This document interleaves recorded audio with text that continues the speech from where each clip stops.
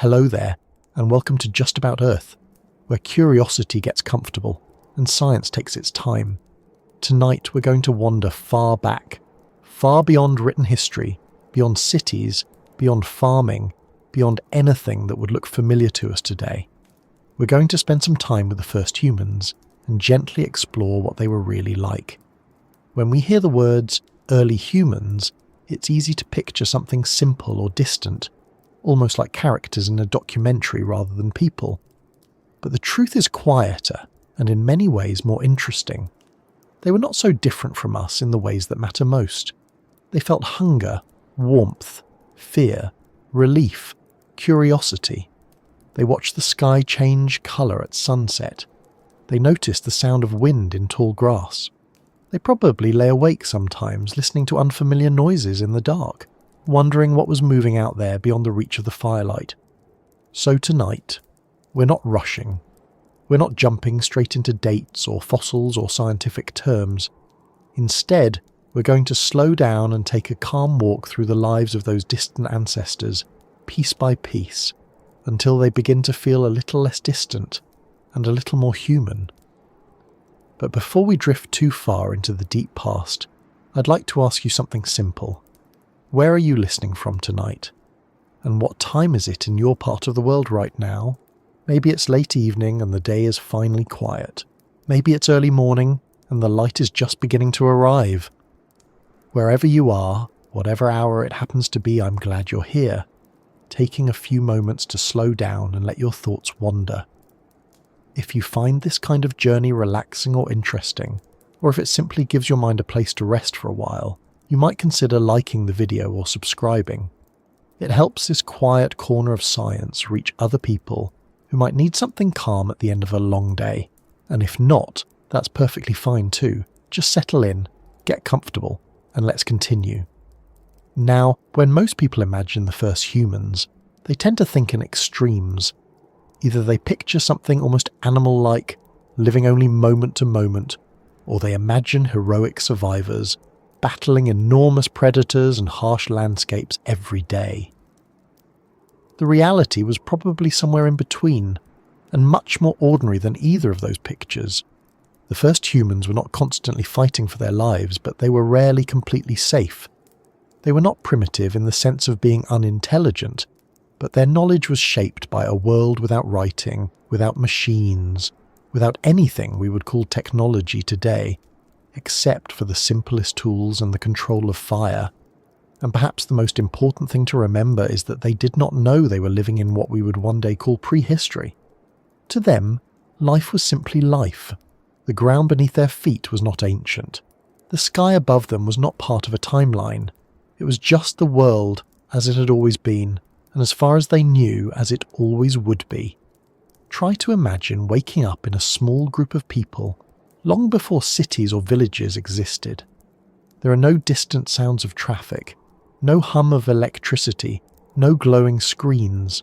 The air smells like soil, plants, maybe smoke from a fire that burned low during the night.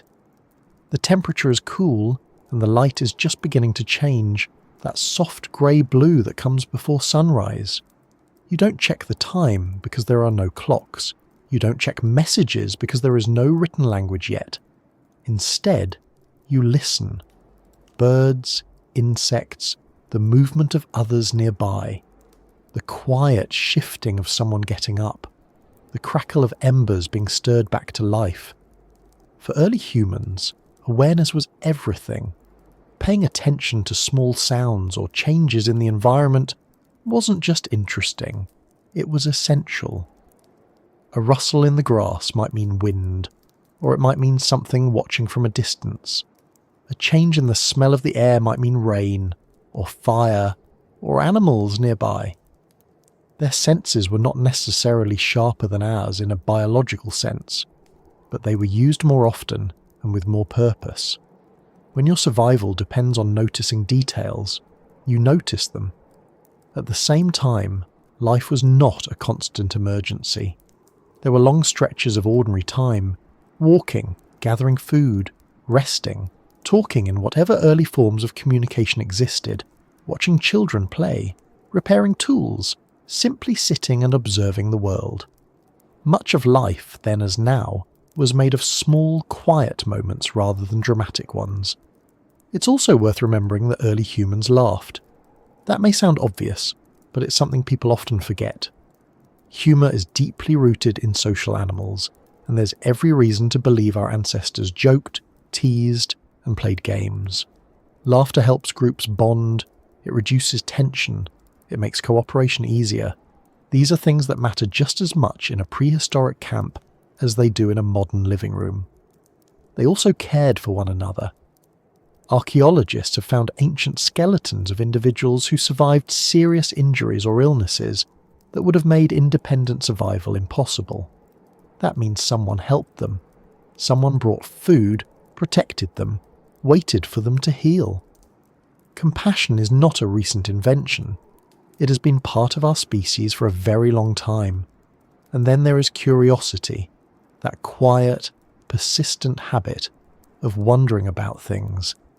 It's easy to imagine a child in an early human group picking up a stone, turning it over, tapping it against another stone just to hear the sound, or watching ants move in a line, or staring at the moon and asking questions that had no clear answers. Curiosity is one of the most powerful forces in human history, and it didn't suddenly appear when writing or science began. It was already there, long before, shaping the way people explored their surroundings and learned from experience. If you think about it, almost everything humans have ever created began with someone noticing something and wondering why. Another thing that may feel surprising is how social early humans were. Humans are not built to live alone for long periods. Our brains are wired for cooperation, communication, and shared activity. The first humans lived in small groups, and those groups depended on one another for protection, food, and companionship.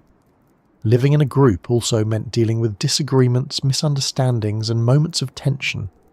Early humans were not perfectly peaceful, but neither were they constantly violent. Most of the time, maintaining harmony within the group would have been far more useful than conflict. Imagine sitting near a fire in the evening, after a long day of walking or gathering food.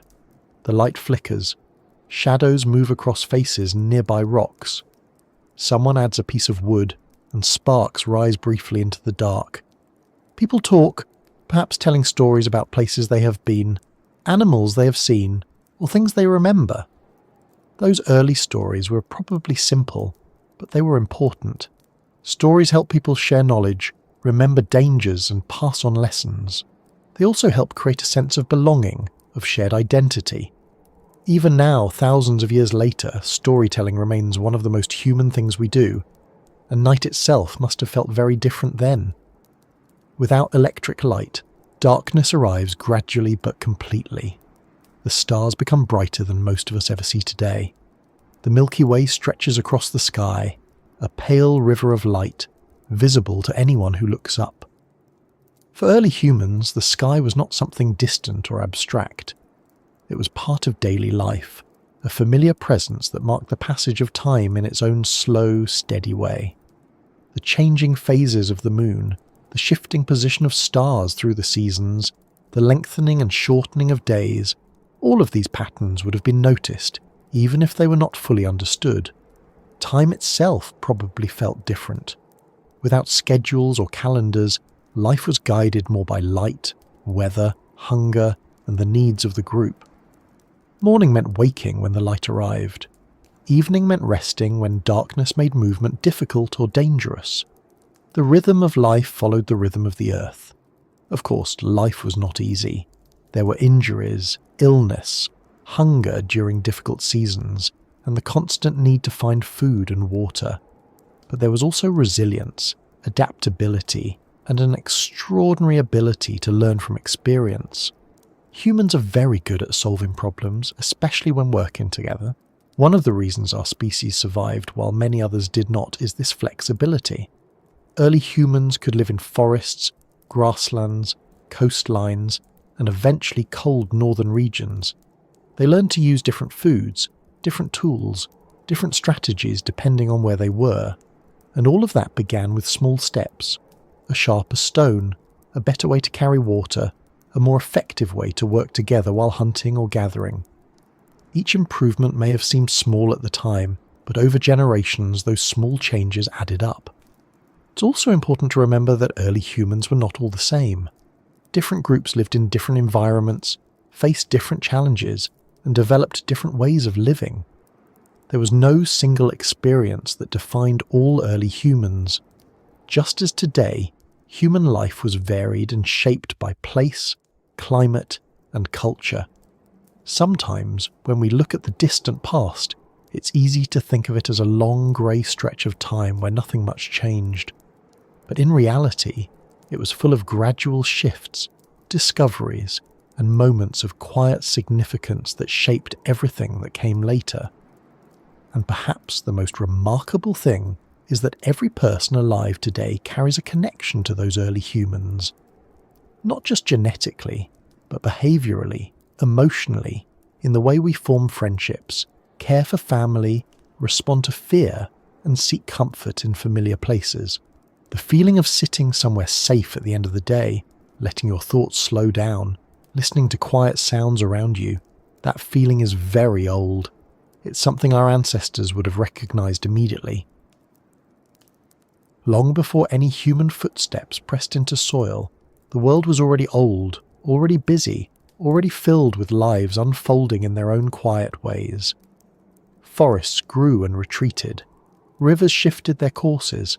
Animals hunted, rested, raised their young, and disappeared again into the long flow of generations. The earth our ancestors would one day inhabit was not empty or waiting. It was a place in motion, shaped by forces that had been at work for millions of years. If you could stand on the planet several million years before the first true humans appeared, the landscape in many regions would look both familiar and unfamiliar at the same time. There were trees, grasses, birds, insects, and mammals. The wind still moved across open land in soft waves. Clouds still gathered and broke apart. Rain still fell with that steady, patient sound that has probably changed very little across the entire history of life. But the arrangement of continents, the climate, and the creatures themselves were different in ways that would be impossible to miss. Temperatures, for one thing, were often warmer than those we experience today. Ice sheets existed in some regions, but they were not yet the vast frozen expanses that would later dominate parts of the northern and southern hemispheres. Forests stretched across areas that are now dry or cold. In other places, grasslands were beginning to spread, slowly replacing dense woodland as climates shifted and rainfall patterns changed. This gradual transformation of forests into more open landscapes would turn out to be one of the most important environmental changes in the story of our species, though at the time, of course, no one was there to notice or record it. Trees did not hold meetings to discuss the matter. Antelope did not pause mid-graze to reflect on long-term ecological trends. Life simply adapted, one generation at a time. Grasses in particular began to play a larger role in many ecosystems. They are tougher than they look, able to survive grazing, fire, and long dry seasons. As grasslands spread, they created opportunities for animals that could run fast, see far, and live in more open terrain. Herds of grazing mammals became more common, and where there are herds, there are predators. The world before humans was full of large animals. Some were ancestors of creatures we still recognize today, early forms of elephants, antelope, and big cats. Others belonged to branches of life that have since vanished. There were massive ground sloths in some regions, towering birds in others, and predators whose names are now mostly known only to paleontologists. One of the most famous was a cat often called the saber-toothed tiger, though it was not actually a tiger in the modern sense. Its long, curved canine teeth were impressive, but like many specialised features in evolution, they came with trade-offs. These animals were powerful but may not have been as fast or as adaptable as some of their competitors. Over time, as environments changed and prey species shifted, many of these remarkable predators disappeared. It's easy to imagine the prehistoric world as harsh and relentless, but much of the time it was simply ordinary. Animals spent long hours resting, grazing, or moving slowly in search of food. Predators hunted occasionally, not constantly. Most hunts failed, and most days passed without dramatic events. Life was not a continuous struggle. It was a series of routines, punctuated by moments of danger or opportunity. Insects buzzed in the heat. Birds called to one another across open spaces.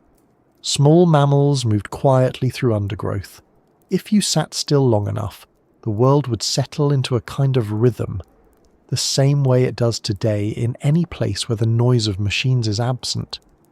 Weather, of course, played a powerful role. Seasons shifted. Some years were wetter, others drier. Over longer spans of time, climates cooled or warmed, sometimes gradually, sometimes in sudden pulses triggered by volcanic activity, changes in ocean currents, or shifts in the orbit of the Earth itself. These slow changes shaped the habitats that would eventually influence the evolution of our ancestors. In parts of Africa, for example, cycles of wetter and drier conditions caused forests to expand and contract repeatedly. Populations of animals, including early primates, had to adapt to landscapes that were never completely stable. Adaptation in this sense doesn't mean conscious planning. It simply means that individuals with traits better suited to a changing environment were slightly more likely to survive and pass on those traits. Over many generations, small differences accumulated. Bodies changed, behaviours changed, entire species gradually transformed. Among the primates living in Africa at that time were creatures that looked somewhat like modern apes, but not exactly. They spent time in trees but also moved on the ground. Their hands were capable of grasping and manipulating objects. Their brains, while smaller than ours, were already showing the early stages of the expansion that would later become one of the defining features of the human lineage. But these primates were not yet human. They were part of a long branching family tree, one branch of which would eventually lead to us. Many other branches would end, leaving no living descendants. It's important to remember that evolution does not move toward a goal. There was no plan to create humans. There was only a process of variation and selection, repeated over immense spans of time. If you had walked through the African landscape 5 or 6 million years ago, you might have seen small groups of primates moving cautiously between patches of woodland, keeping close to cover, always aware of the possibility of predators.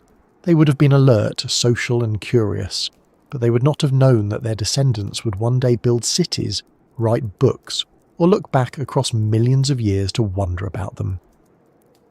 The plants around them were also part of this changing world. Some species thrived as conditions shifted, spreading into new areas. Others declined and vanished. The balance between trees, shrubs and grasses influenced which animals could survive in a given place. Fire, too, was already part of the natural world, though not yet controlled by human hands. Lightning strikes ignited dry vegetation, creating wildfires that swept across grasslands or forests. These fires could be destructive, but they also played a role in renewing ecosystems, clearing old growth and allowing new plants to emerge. After a fire, the land often grew back greener and more fertile, attracting grazing animals, which in turn attracted predators. Even destruction, in this sense, was part of a larger cycle. Rivers and lakes were equally important. Water sources shaped migration routes and determined where animals gathered. During dry periods, these places became crowded, sometimes tense, as different species converged to drink. Imagine standing near such a waterhole in the late afternoon. The air is warm. The surface of the water reflects the sky in soft, shifting colours. In the distance, herds approach cautiously, pausing often, ears turning, eyes scanning. Birds circle overhead. Somewhere nearby, unseen in tall grass, a predator waits, patient and still. Moments like this, repeated countless times across countless landscapes, formed the background of life long before humans began to shape the world in more deliberate ways. Another feature of the world our ancestors inherited was movement, not just of animals, but of the land itself. The Earth's crust is divided into vast plates that drift slowly over time. Mountains rise as plates collide. Valleys open as they pull apart. Volcanoes build islands and reshape continents. In East Africa, tectonic activity created a series of rift valleys, long depressions in the land bordered by steep escarpments. These regions contained a patchwork of environments: lakes, woodlands, open plains and rocky highlands, all within relatively short distances. Such varied landscapes may have played an important role in human evolution. A population living in an area with many different habitats would need to be flexible, able to find food in changing conditions, able to move between environments as seasons and climates shifted. Flexibility, as it turned out, would become one of the defining strengths of our species. The sky above this ancient world looked much as it does today, though without the faint glow of artificial light that now softens the darkness over much of the planet. Nights were darker and the stars more vivid. The Milky Way stretched clearly from horizon to horizon, a bright misty band. For animals active at night, this darkness was normal, even helpful. Cooler temperatures made movement easier, and fewer predators hunted in some regions after sunset. For others, night was a time of caution, a time to remain still and quiet. The daily cycle of light and dark shaped behaviour across the entire living world. Long before humans began to measure time, life was already keeping it, guided by sunlight, temperature and internal biological rhythms. Sound, too, was different in subtle ways. Without engines, aircraft or distant machinery, the loudest noises were usually natural ones: wind, thunder, waterfalls, animal calls. Silence, when it came, was deeper and more complete than most of us ever experience. That silence was not empty. It was filled with small sounds, the rustle of leaves, the movement of insects, the distant call of a bird, the slow breathing of animals at rest. Anyone lying awake at night in that world would have heard a tapestry of quiet life continuing all around them. As time passed, the primates that would eventually give rise to humans continued to change. Some populations became better adapted to moving on the ground. Their hips, legs, and feet gradually shifted in ways that made upright walking more efficient. Hands became more capable of precise movements. Brains, slowly, very slowly, increased in size and complexity. None of these changes happened quickly. From the perspective of an individual lifetime, nothing seemed to change at all. But across hundreds of thousands of years, the differences became visible. The world those early ancestors inherited was not gentle, but it was not hostile in every moment either. It was simply a world of balance, shaped by climate, geography, and the endless interactions of living things. And it was a world that demanded awareness, cooperation, and adaptability, qualities that would become deeply rooted in the human story. As we move a little closer now to the appearance of the first true humans, it helps to keep this larger picture in mind. They did not appear suddenly in an empty landscape. They emerged gradually, as part of an already complex web of life, shaped by environments that had been changing for millions of years. By the time the first true humans appeared, the story of life on Earth was already unimaginably long. Countless species had come and gone, climates had shifted again and again, and entire landscapes had changed shape. Yet somewhere within that vast ongoing history, a small group of primates began to differ from their relatives in ways that, at first, might not have seemed very dramatic. If you had seen them from a distance, walking across open ground or resting in the shade, you might not have recognized anything extraordinary at all. So when we ask who the earliest humans really were, the answer begins quietly. They were not suddenly modern in appearance or behavior. They did not wake up one morning with language, tools, and culture fully formed. Instead, they were part of a gradual transition, a slow unfolding of traits that, over many generations, added up to something new.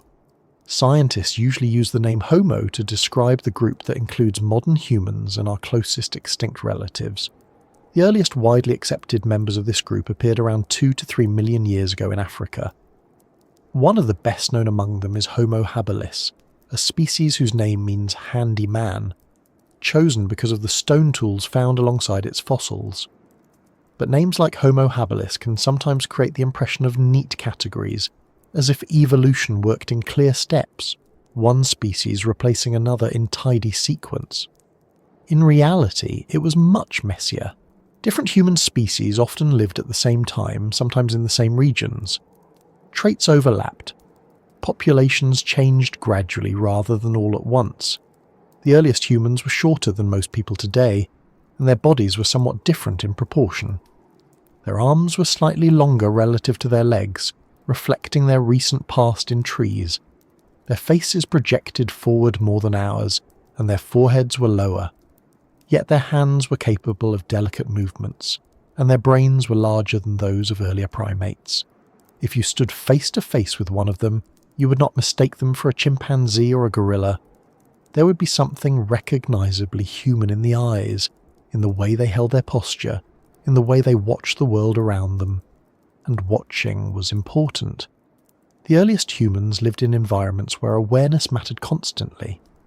Open landscapes offered new opportunities for finding food, but they also meant fewer places to hide.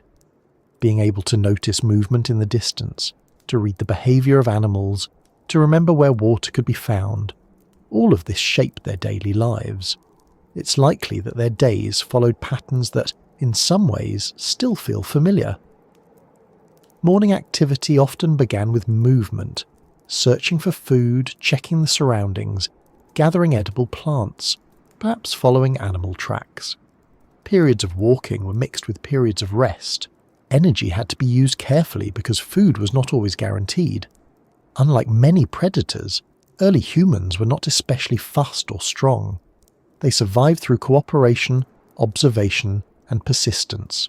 Working together allowed them to watch for danger, share information, and help one another when needed.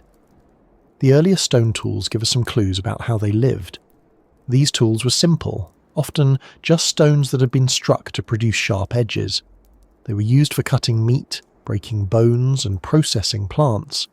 To modern eyes, they may look crude, but they represented an important step. Making a tool requires planning, coordination, and an understanding of cause and effect. Imagine picking up a stone and striking it deliberately to produce a particular shape, knowing in advance what you're trying to achieve.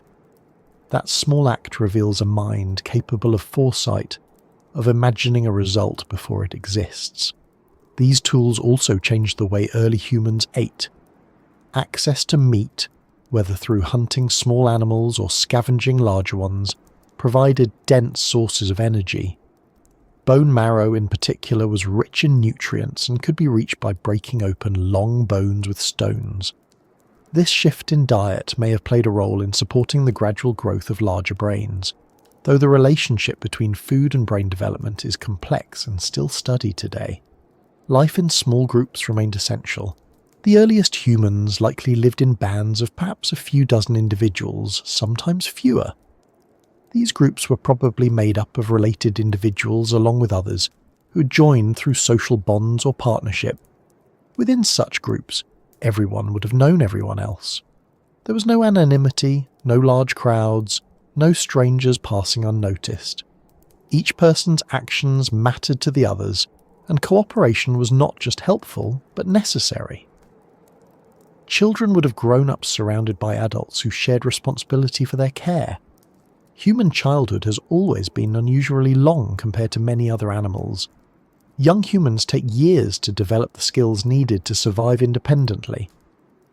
That long period of learning is part of what allows complex knowledge to be passed from one generation to the next.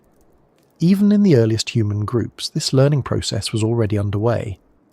Children watched adults shape tools, find food, and move safely through the landscape. They practiced, made mistakes, tried again. Over time, experience accumulated. Communication at this stage was probably more advanced than that of other primates, but not yet language in the full modern sense. Early humans likely used a mix of vocal sounds, gestures, facial expressions, and body language. Over many generations, these systems of communication would gradually become more complex. It's easy to underestimate how much can be communicated without formal language. Tone of voice, posture, and shared context can convey a great deal. A warning call, a gesture toward a distant movement, a change in someone's expression, all of these can carry meaning quickly and effectively. Emotion, too, was already deeply human. Fear, relief, affection, frustration, curiosity, these are not recent developments. The brains of early humans were organized in ways that supported social bonds, empathy, and shared attention. These qualities helped groups remain cohesive and cooperative. There must also have been moments of calm and even contentment. Sitting together after eating, resting in shade during the hottest part of the day, watching children play, these ordinary experiences have always been part of human life. Of course, there were also hardships. Injuries could be serious, infections dangerous, and food shortages stressful. But the archaeological record shows evidence that individuals sometimes survived injuries that would have made hunting or gathering difficult. This suggests that others helped them, bringing food, offering protection, and allowing them time to recover. That kind of care requires patience and empathy, qualities that are deeply rooted in human nature. The earliest humans were also travellers, though they would not have thought of themselves that way. Movement was simply part of life. Groups followed seasonal changes, shifting water sources, and the movements of animals. Over long periods of time, populations spread into new regions. This process was gradual, often unfolding over many generations. No single group set out to explore the world. Instead, small movements accumulated, a valley here, a river crossing there, until the range of early humans slowly expanded. Their understanding of the landscape was practical and detailed. They knew where certain plants grew, where water could be found in dry seasons, where animals tended to gather, and which paths were safest to follow. This knowledge was not written down, but it was remembered and shared. Memory, in this sense, was one of the most important tools they had. Another change that distinguished early humans from their ancestors was the increasing importance of upright walking. Bipedalism, walking on two legs, had begun earlier in our lineage, but it became more refined over time. Walking upright freed the hands for carrying objects, using tools, and gesturing during communication. It also changed the way humans moved across open terrain. Walking on two legs is energy efficient over long distances, which may have helped early humans travel between scattered resources in environments where food was not always concentrated in one place. Standing upright also changed how the world looked. The horizon became more visible. Distant movement could be detected more easily. Even small advantages like this can matter over many generations. Despite these differences, early humans were still part of the natural world in a very direct way. They did not control their environments in the way modern societies do. Weather, seasons, and the availability of food shaped their lives in immediate and unavoidable ways. Rain meant wet clothing and muddy ground. Heat meant seeking shade and conserving energy. Cold nights meant huddling close, perhaps sharing warmth, perhaps tending a small fire in later periods when fire use became more common. Fire itself would become one of the most important developments in human history, but at this early stage its use was still emerging and not yet universal. For long stretches of time, early humans lived without reliable control of fire, relying instead on natural shelters, body heat, and simple coverings when conditions required it. Sleep, too, would have been different. Nights were darker and quieter. The absence of artificial light meant that circadian rhythms followed natural cycles more closely. People likely slept in groups, both for warmth and safety, with some individuals waking occasionally to check surroundings, listening for unusual sounds. In many ways, the earliest humans lived closer to the rhythms of the earth than most of us ever will. Daylight determined activity. Darkness encouraged rest. Hunger signaled the need to move. Fatigue signaled the need to stop. And yet, even in that distant time, the foundations of something remarkable were already present. Cooperation, learning, communication, tool use, social bonds, curiosity, all of these qualities were growing stronger, shaping a way of life that would gradually lead to more complex societies, technologies, and cultures. It's worth pausing to remember that these early humans were not aware of the future that awaited their descendants. They did not know about agriculture, cities, or writing. They did not know that one day their distant relatives would look back across millions of years and try to reconstruct their lives from fragments of bone and stone. They simply lived day by day, responding to the needs of the moment, raising children, finding food, avoiding danger, sharing warmth, and learning from experience. And perhaps that is the most honest answer to the question of who the earliest humans really were. They were people in the most fundamental sense, shaped by their environment, dependent on one another, capable of care and cooperation, curious about the world around them, and quietly resilient in the face of uncertainty.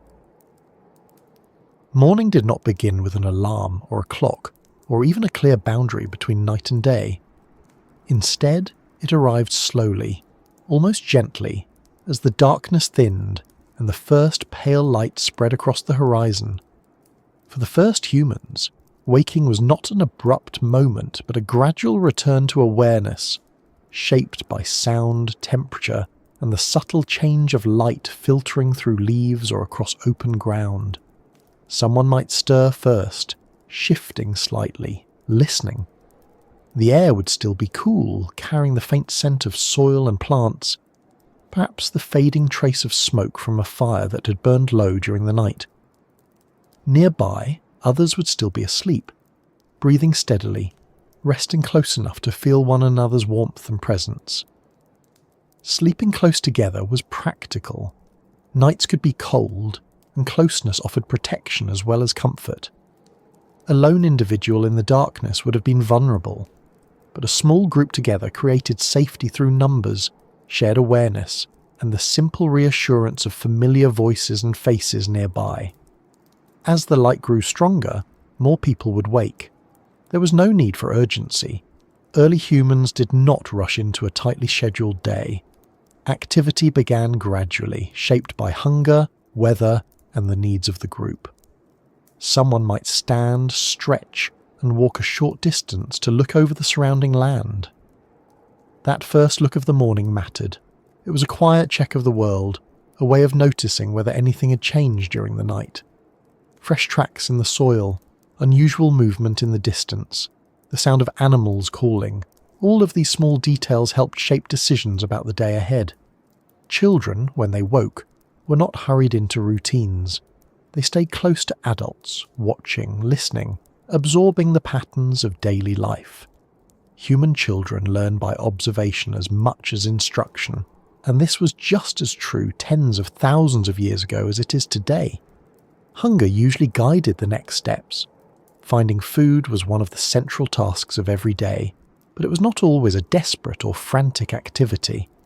Much of the time, it involved steady walking, careful searching, and a great deal of patience. In many environments, plant foods formed a large part of the diet.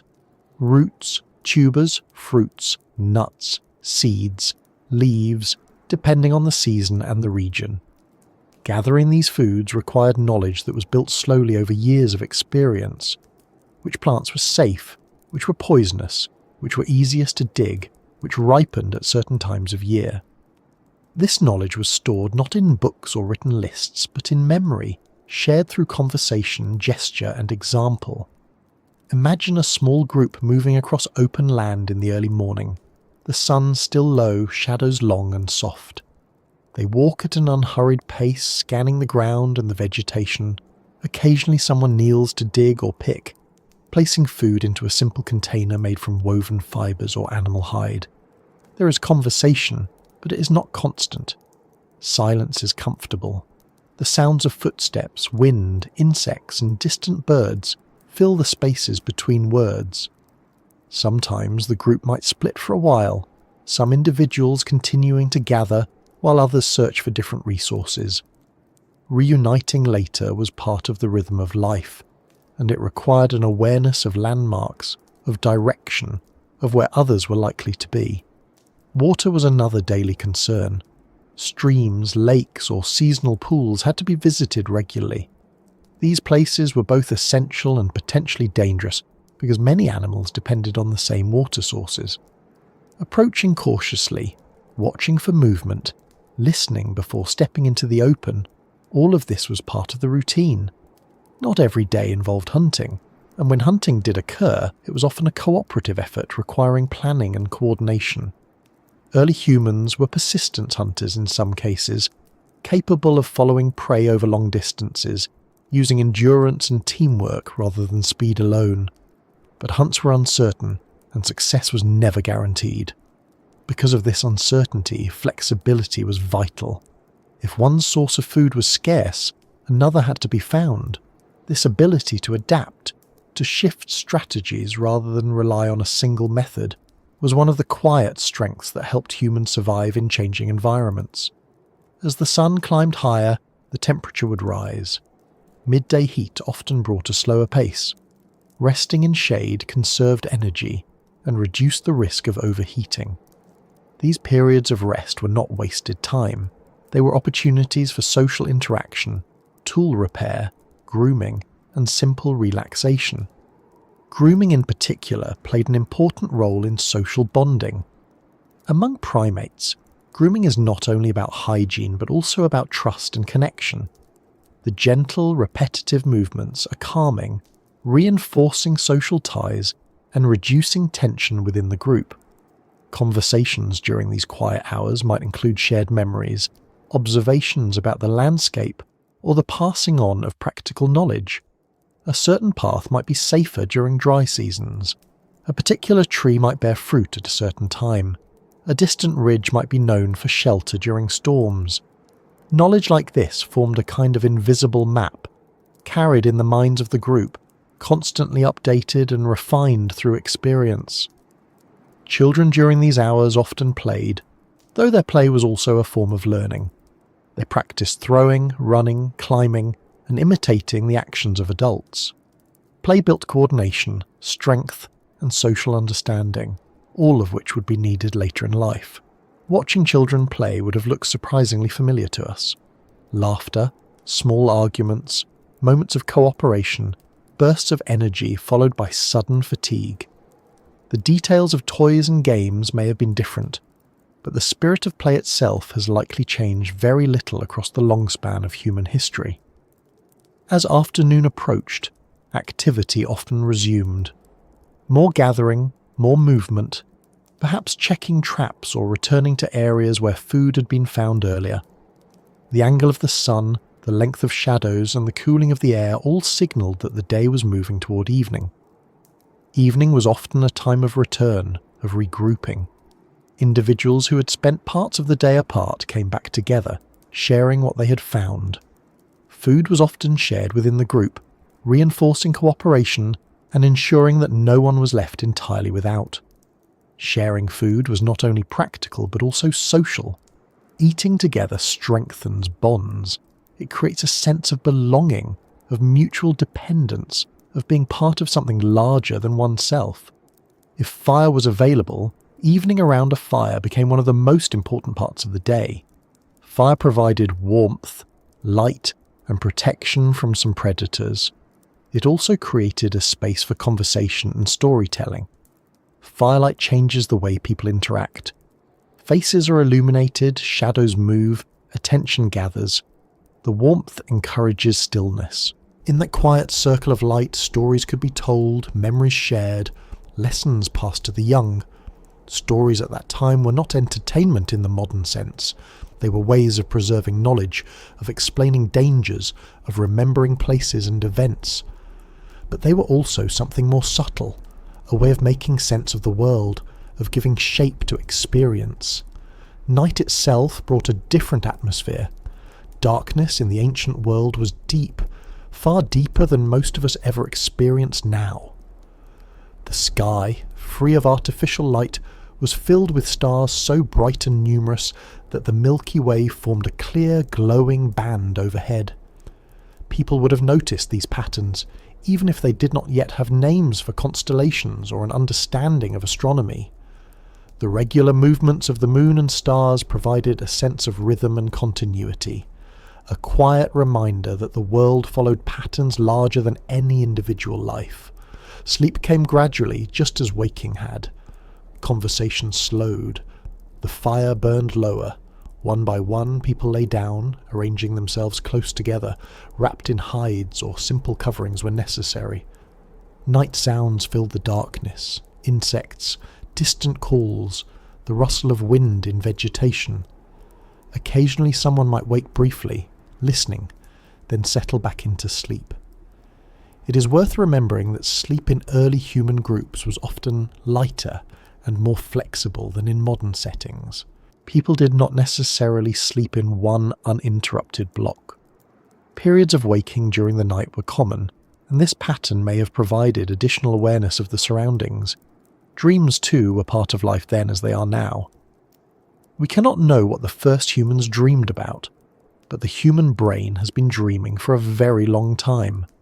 Dreams may have helped process experiences, fears, and memories just as they do today. And then, slowly, the cycle would begin again.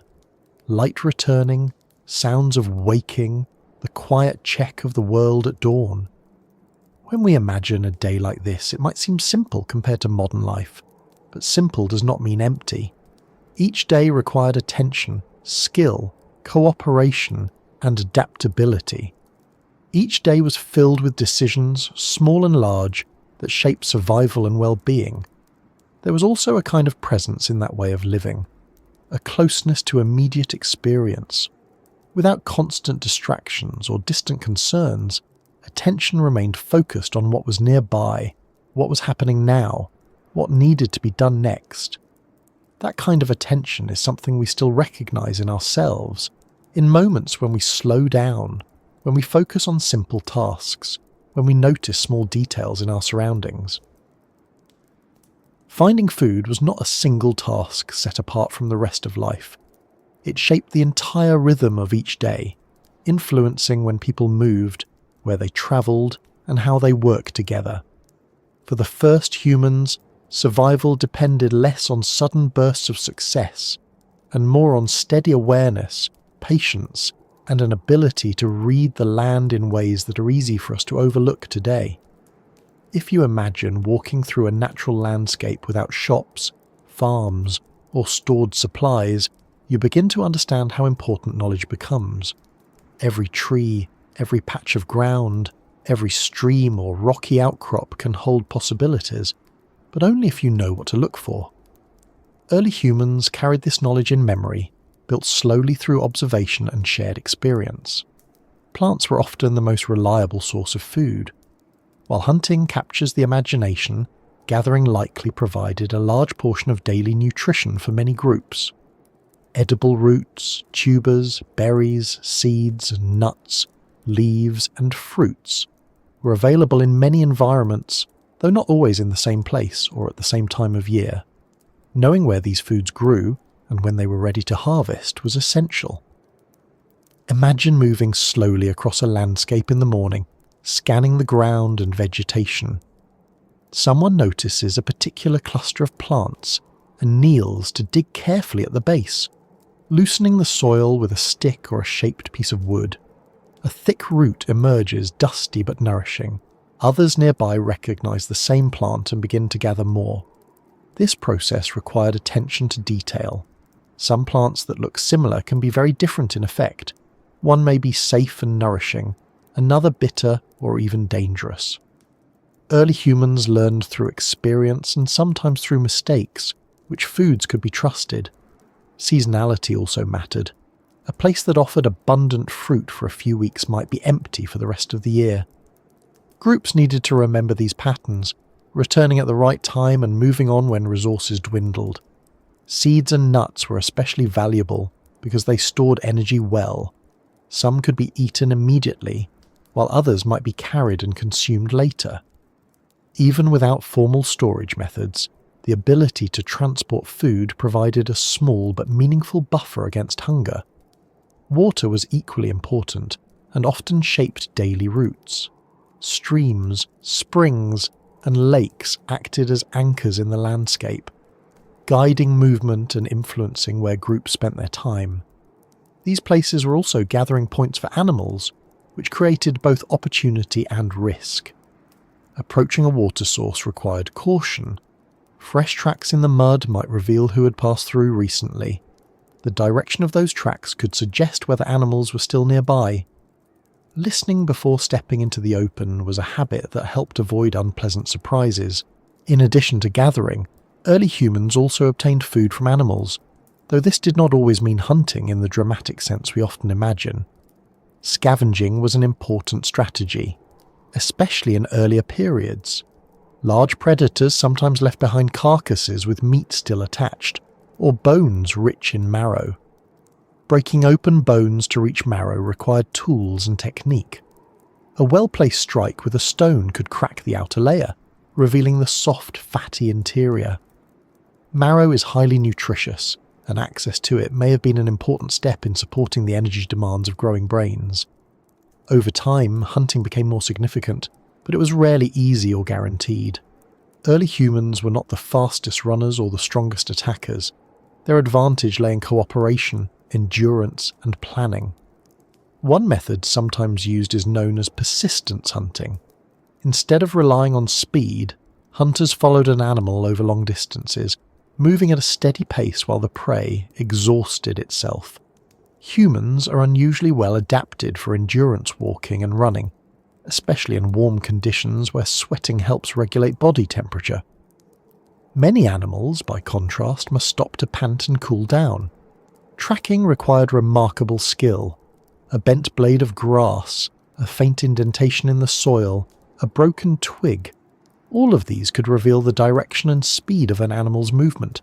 Reading tracks was like reading a story written on the ground, but the story faded quickly with wind, sun, and other animals passing by. Communication during a hunt was often quiet and subtle. Gestures, eye contact, and small movements conveyed meaning without drawing attention. Each person understood their role, and success depended on coordination. Not every hunt succeeded. In fact, many failed. An animal might escape, or weather conditions might make tracking difficult. On those days, groups relied more heavily on gathered foods or smaller prey such as birds, reptiles, or insects. Insects may not sound appealing to many people today, but they are rich in protein and widely consumed in many parts of the world even now. Early humans likely included them in their diet when available. Fishing and gathering shellfish also provided reliable food in regions near rivers, lakes, or coastlines. Shellfish in particular are relatively easy to collect in large numbers, and archaeological evidence suggests that some early human groups relied heavily on them. Food preparation was simple but important. Cutting meat into smaller pieces, crushing seeds, or roasting certain foods over a fire made them easier to digest and safer to eat. Cooking, once it became more widespread, had a profound effect on human life. Cooked food provides more usable energy and reduces the effort required for chewing and digestion. Even before fire was consistently used, however, early humans found ways to process food. Stones could be used to pound or grind, breaking tough materials into more manageable forms. These actions required patience and coordination, small acts repeated many times. Sharing food was another key part of survival. A successful hunter or gatherer rarely kept everything for themselves. Food was distributed within the group, strengthening bonds and ensuring that even those who were temporarily injured or less able to contribute still received nourishment. This sharing created a kind of social safety net. It also encouraged cooperation, because helping others increased the likelihood of being helped in return. Children played a role in food gathering as well, though their tasks were smaller. They might collect berries, carry light loads, or observe adults at work. Learning happened gradually, through participation rather than formal teaching. Weather influenced everything. A sudden storm could interrupt a day's plans, making movement difficult and forcing people to seek shelter. Long dry periods might reduce the availability of plants and concentrate animals around shrinking water sources. Groups needed to remain flexible, adjusting their movements to changing conditions. Flexibility was one of the greatest strengths of early humans. Unlike species that depended on a narrow range of foods or habitats, humans could adapt to different environments. This ability allowed them to spread gradually into new regions over thousands of years. Survival also depended on avoiding danger. Large predators shared the same landscapes, and early humans were not always the dominant species. Lions, hyenas, leopards, and other carnivores posed real threats, especially at night or when individuals were separated from the group. Awareness reduced these risks. Staying together, choosing campsites carefully, and maintaining fires when possible all helped increase safety. Fire in particular discouraged some predators and extended the hours of usable light in the evening. Energy conservation was another quiet but essential strategy. Early humans did not waste effort unnecessarily. Movement was purposeful, and rest was taken seriously. During the hottest part of the day, activity often slowed, allowing the body to recover and avoid overheating. This pattern of activity and rest created a natural rhythm, one that balanced effort with recovery. It was not driven by schedules or deadlines, but by the needs of the body and the environment. Illness and injury were constant challenges. A twisted ankle or infected wound could make travel difficult and threaten survival. Here again, cooperation mattered. Others could carry food, help with movement, or remain in a safer location until recovery was possible. Over time, knowledge of medicinal plants may have developed, though much of this knowledge is difficult to trace in the archaeological record. Even simple practices such as cleaning wounds or using certain leaves as coverings could improve chances of survival. Hunger, when it came, was a powerful teacher. Periods of scarcity encouraged experimentation, leading people to try new foods or new methods of obtaining them. Not every attempt succeeded, but each attempt added to collective knowledge. It is important to remember that survival was not only about physical needs. Social bonds were just as vital. A person alone faced enormous risks, but a group could share knowledge, divide tasks, and provide emotional support. Laughter, conversation, and companionship helped maintain group cohesion. These may seem like small things, but they contribute to cooperation and resilience, which in turn affect survival. Over many generations, the challenges of finding food and surviving shape the human body and mind. Endurance, problem-solving, communication, and cooperation became deeply ingrained traits, passed on both genetically and culturally. What began as practical responses to daily needs gradually became defining characteristics of our species. And yet, despite all these challenges, life was not a continuous struggle. There were moments of abundance, days when food was plentiful and movement was easy, evenings when people rested with full stomachs and a sense of quiet satisfaction. Those moments mattered. They provided time for social interaction, learning and rest, all of which supported long-term survival just as surely as the search for food itself. If you could stand quietly at the edge of a clearing and watch a small group of early humans from a short distance, the first thing you might notice is not how different they looked from us, but how familiar their movements seemed. The way they shifted their weight while standing, the way they turned their heads to follow a sound, the way they gestured while communicating, all of these small motions would feel recognizably human, even if their appearance held details that set them apart. Up close, the differences would become clearer, but they would not erase that underlying sense of familiarity. Early humans were not ape-like creatures in the way older illustrations once suggested. They walked upright, balanced comfortably on two legs, and their hands moved with precision and intention. Their posture, their gaze, and their expressions would have told you immediately that you were looking at beings who were aware, observant and engaged with the world around them. Their faces, however, were not exactly like ours. The brow ridge above the eyes was often more pronounced, forming a gentle but noticeable ridge of bone. The forehead sloped slightly more than in modern humans, and the jaw was usually stronger, shaped by a diet that required more chewing and by differences in facial structure that had not yet shifted to the proportions we know today. The nose varied depending on species and environment, but it was already fully external, projecting outward rather than lying flat, an adaptation linked to breathing and regulating air temperature. The eyes themselves, though, would have felt strikingly familiar.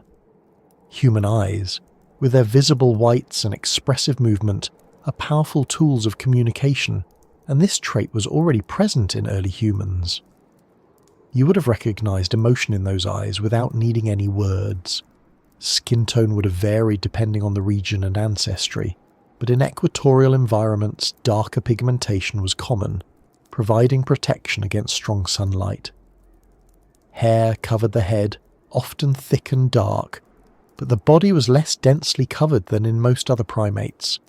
This reduction in body hair, combined with the ability to sweat efficiently, helped regulate body temperature during long periods of walking in warm climates. Their bodies were lean and strong, shaped not by deliberate exercise but by daily life. Walking long distances, climbing occasionally, carrying food or children, shaping tools, all of these activities built strength and endurance naturally. Muscles were functional rather than exaggerated, and movements were economical without wasted effort. Height varied, but many early humans were somewhat shorter than the average person today. Nutrition plays a role in height, and life without agriculture or consistent food supply often meant smaller body size. Yet smaller did not mean frail. Their bones were dense, their joints adapted to frequent movement, and their balance was excellent. Hands are especially interesting to consider. Early human hands were remarkably capable, already showing many of the features that make modern human hands so versatile. The thumb was strong and opposable, allowing a firm precision grip. Fingers were flexible, able to hold small objects, shape tools, and perform delicate tasks. Imagine watching someone sit with a stone in one hand and another stone in the other, striking carefully to shape an edge. The movements would be deliberate and controlled, guided by experience. Chips of stone would fall, and the person would turn the tool in the light, examining the edge, adjusting their strikes with quiet patience. That kind of careful hand movement reveals not only physical ability, but also concentration and planning. The hand and the brain were already working closely together, reinforcing one another in a partnership that would become one of the defining features of human evolution. Feet, too, had changed significantly compared to earlier primates. The arch of the foot helped absorb shock and store energy during walking. The big toe was aligned with the others, rather than splayed outward for grasping branches. These changes made long-distance walking more efficient, allowing early humans to travel across open landscapes in search of food and water. Their gait, the way they walked, would have looked natural and steady, though perhaps with subtle differences in stride length or posture depending on the species. Watching them move across open ground, you would not see awkwardness or hesitation. Upright walking had already become their normal way of moving through the world. Clothing, as we know it, did not yet exist in the earliest periods, though simple coverings made from animal hides or plant materials may have been used in colder regions or seasons. For much of human history, the body itself was the primary protection against the environment, supported by behavioural adaptations such as seeking shade, building simple shelters, or staying close to fires. Scars and marks would likely have been visible on many individuals. Small cuts, healed injuries, perhaps the faint traces of insect bites or minor wounds. Life outdoors leaves its marks, and early humans would have carried the quiet evidence of their experiences on their skin. Hairstyles, of course, were not shaped by fashion, but hair itself still required care. Lice and other parasites were common challenges, and grooming each other's hair helped manage these problems while also strengthening social bonds. Sitting together, carefully picking through hair or brushing away debris, would have been both practical and calming. Facial expressions would have been rich and varied. Smiles, frowns, raised eyebrows, narrowed eyes, all of these expressions are deeply rooted in human biology and are shared across cultures today. Early humans relied heavily on such expressions to communicate emotion and intention. Laughter, too, would have been unmistakable. The sound of laughter is one of the most universal human behaviours, and hearing it echo across a quiet landscape thousands of years ago would not have sounded very different from hearing it now. Voices, however, may have sounded somewhat different. The anatomy of the vocal tract was still evolving, and while early humans could produce a range of sounds, fully modern speech may not yet have been possible in the earlier species. Communication likely combined vocal sounds with gestures, posture, and shared understanding built through experience. Gestures can be surprisingly expressive. A tilt of the head, a motion of the hand, a shift in stance, these can convey meaning quickly and clearly.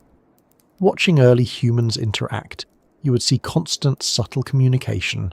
Small signals exchanged almost without conscious thought. Body language would have revealed mood and intention. Someone relaxed might sit with shoulders loose and movements slow. Someone alert or concerned might stand more upright, scanning the surroundings, muscles slightly tense. These cues, still familiar to us today, were essential in maintaining group awareness and coordination. Children, when you looked at them, would have appeared especially familiar. Human children have always been playful, curious, and energetic. They ran, climbed, laughed, and explored, often staying close to adults but constantly testing their growing abilities. Their faces, rounder and more expressive, would have shown delight, frustration, curiosity, and sometimes stubborn determination, just as children do now. Watching them interact, you might forget entirely that you were observing a time tens of thousands or even millions of years in the past. Elders in the group would have been recognisable as well, though life expectancy was shorter on average due to disease, injury, and environmental challenges. Those who reached older ages carried valuable knowledge and experience, and their presence would have been respected. Wrinkles, greying hair, slower movements, these signs of age would have been familiar even then. But so would patience, careful observation, and the quiet authority that comes from years of learning. It is also worth considering smell, something we rarely think about when imagining the past. Without modern hygiene products, early humans smelled of earth, smoke, plants, and animals. These scents were not unpleasant in the way we might imagine, but simply part of the environment, familiar and expected. Hearing would have been keenly used. In quiet landscapes, small sounds carry far. The snap of a twig, the distant call of an animal, the rustle of wind through grass. All of these sounds provided information. Early humans listened constantly, often without realizing it, their attention tuned to subtle changes in the soundscape. Eyesight, too, was used differently. Without screens or artificial light, the eyes adapted fully to natural lighting conditions. Night vision in starlight or firelight would have been better than most of us experience today, simply because it was practiced and relied upon. If you spent enough time observing a group, what would stand out most would not be their differences from us, but their humanity. The way they comforted a crying child, the way they shared food, the way they reacted to sudden noises, first with alertness, then with relief when no danger appeared. You would see people, not caricatures of the past, but individuals with personalities, habits, preferences, and moods. One person might be more patient, another more restless.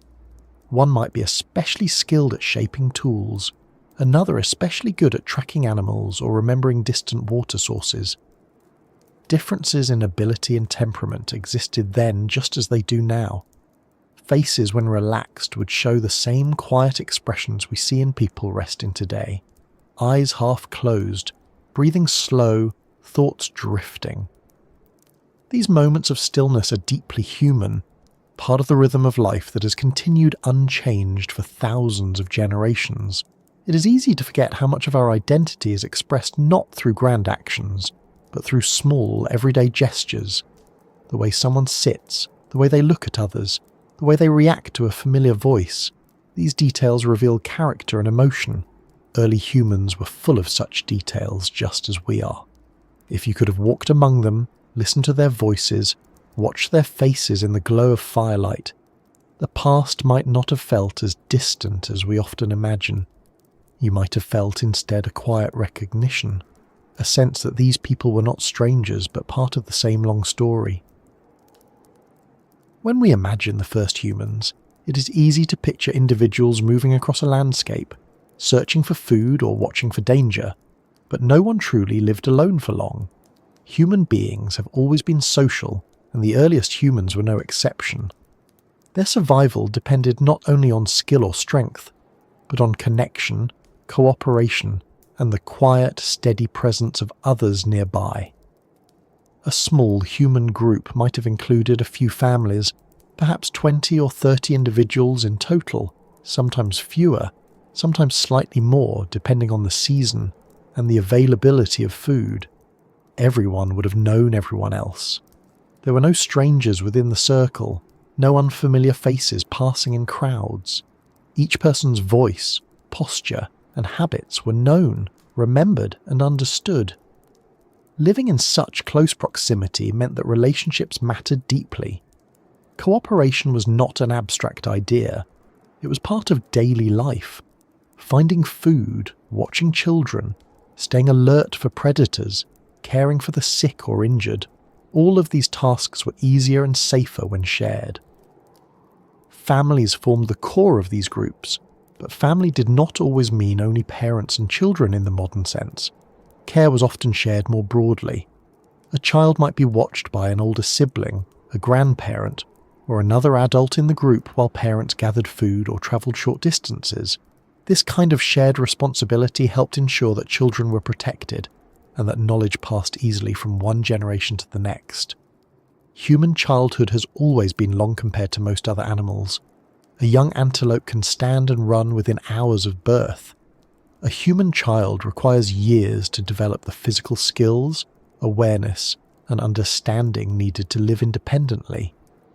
This long period of learning is one of the reasons humans became such flexible and adaptable creatures.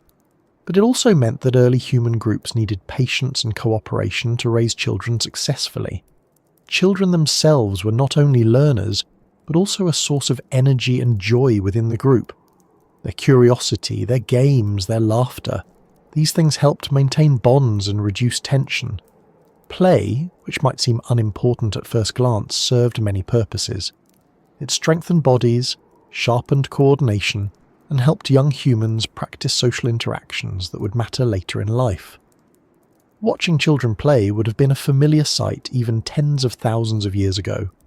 Running, chasing, imitating adults, inventing simple games with sticks or stones, these activities required no instruction. They emerged naturally, shaped by imagination and the environment. Adults, meanwhile, formed bonds that were strengthened through shared work and shared experiences, walking long distances together, searching for food, enduring difficult weather, and celebrating moments of success created a sense of unity. Trust was not built through words alone, but through action, through reliability, through the quiet knowledge that others could be depended upon. Communication within these groups was constant, though not always verbal. A glance, a nod, a gesture toward the horizon, these small signals carried meaning. Over time, systems of vocal sounds and gestures grew more complex, gradually laying the foundation for language as we know it today. But even without fully developed language, early humans were skilled communicators. Emotion, tone, posture, and shared experience conveyed a great deal. A warning could be given quickly. A request could be understood. A moment of humour could be shared without explanation. Conflict, of course, was also part of life. Living in close quarters with limited resources sometimes created tension. Disagreements over food, movement, or social relationships likely occurred, just as they do in any human community. But maintaining group harmony was important. A divided group was more vulnerable than a united one. Anthropologists who study modern hunter-gatherer societies often observe that many conflicts are resolved through discussion, temporary separation, or the calming influence of other group members. While we cannot know exactly how early humans handled disagreements, it is likely that similar strategies were used. The cost of prolonged conflict was simply too high. Elders played an important role in maintaining social stability. Age brought experience, and experience brought knowledge. Older individuals remembered patterns of weather, locations of water sources, migration routes of animals, and safe paths through the landscape. Their memories were a kind of living library, essential for survival. Respect for elders was not only cultural but practical. Listening to someone who had survived many seasons increased the chances of surviving the next one. At the same time, younger adults contributed strength, endurance, and new ideas. A healthy group balanced experience with energy, caution with curiosity. Each person, regardless of age, had something to offer. Partnerships between adults, including long-term pair bonds, were also important. Raising children required cooperation over many years, and stable relationships helped provide that continuity. Affection, companionship, and emotional support were not luxuries but essential parts of life. It is worth remembering that love, in its many forms, is not a recent invention. The emotional systems that support attachment, empathy, and bonding are deeply rooted in human biology. Early humans felt affection for partners, concern for children, and grief when someone died. These emotions helped hold groups together, creating resilience in the face of hardship. Grief, in particular, is something that leaves traces even in the archaeological record. Burials and evidence of care for the dead suggest that early humans did not simply abandon those who died. They paused, remembered, and in some cases placed objects with the body, hinting at early forms of symbolic thought or belief. Even without fully developed rituals, the loss of a group member would have been felt deeply. In a small community, every person mattered, and every absence was noticeable. Movement also shaped social life. Groups did not remain in one place indefinitely. They followed seasonal patterns, moving when food became scarce or when weather conditions changed. These journeys were not rushed migrations but gradual shifts, guided by knowledge of the land and the needs of the group. Travelling together strengthened bonds, walking side by side, sharing the effort of carrying children or supplies, watching the landscape change day by day. These experiences created a shared history that connected people to one another. During rest periods, social interaction filled the time. People talked, groomed one another, repaired tools, and told stories. Storytelling, even in simple forms, helped preserve knowledge and reinforce identity. A story about a dangerous animal, a difficult journey, or an unusual event could be retold many times, becoming part of the group's shared memory. Laughter often accompanied these moments. Humor reduces stress and strengthens relationships, and there is every reason to believe that early humans laughed often, especially in the safety of the group. Nighttime brought another layer of social closeness. Sitting near a fire, sharing warmth and light, people naturally gathered close. Firelight draws attention inward, creating a small circle of visibility surrounded by darkness. Within that circle, voices carry softly, expressions are easy to see, and conversation flows more easily. These evening hours were likely some of the most important for maintaining bonds. With the day's work finished and danger reduced, people could relax, reflect, and connect. Children listened to stories, adults discussed plans or shared observations. The rhythm of breathing, the crackle of fire, and the quiet presence of others created a sense of safety. Safety, after all, is not only physical but emotional. Knowing that others are nearby, that you are part of a group, reduces anxiety and allows rest. This sense of belonging has always been one of the strongest human needs. Social roles within groups were flexible rather than rigid. While some individuals may have been especially skilled at certain tasks, gathering particular foods, tracking animals, shaping tools, there was likely overlap in responsibilities. Flexibility made groups more resilient, allowing others to step in when someone was injured or absent. Leadership, when it existed, was probably informal. Decisions may have been guided by experience, persuasion, or consensus rather than strict authority. A person who knew the location of water or the habits of animals might influence the group's direction, but leadership could shift depending on circumstances. This kind of shared decision-making reduced conflict and allowed knowledge from multiple individuals to be considered. It also reinforced the idea that the group's survival depended on cooperation rather than domination. Friendships likely formed within these groups as well. Not every bond was based on family ties. People who spent time together, shared tasks, or enjoyed one another's company would naturally develop closer relationships. These friendships added another layer of connection, strengthening the fabric of the group. The importance of these bonds becomes especially clear when we consider how vulnerable a lone individual would have been. Without the group, finding food, staying safe, and raising children would have been far more difficult. The group was not just a social structure, it was the foundation of survival. Over generations, these patterns of cooperation and bonding shaped the human mind. Our capacity for empathy, our sensitivity to social cues, our desire for companionship, all of these traits were reinforced because they helped groups function effectively. Even today, thousands of years later, we still feel the echoes of that ancient social world. The comfort of being with others, the unease of isolation, the instinct to help those in need, these feelings are part of a long inheritance. Long before words formed sentences the way we know them today, communication was already shaping human life in quiet, powerful ways. Early humans did not live in silence, and they were not limited to simple calls or cries. Instead, they used a rich mixture of sounds, gestures, facial expressions, and shared understanding to convey meaning.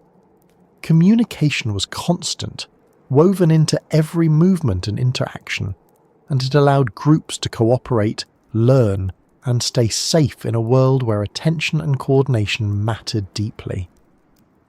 If you could spend time watching a small group of early humans, you would notice that much of what they communicated required no spoken language at all. A person noticing movement in the distance might stiffen slightly, turn their head, and narrow their eyes.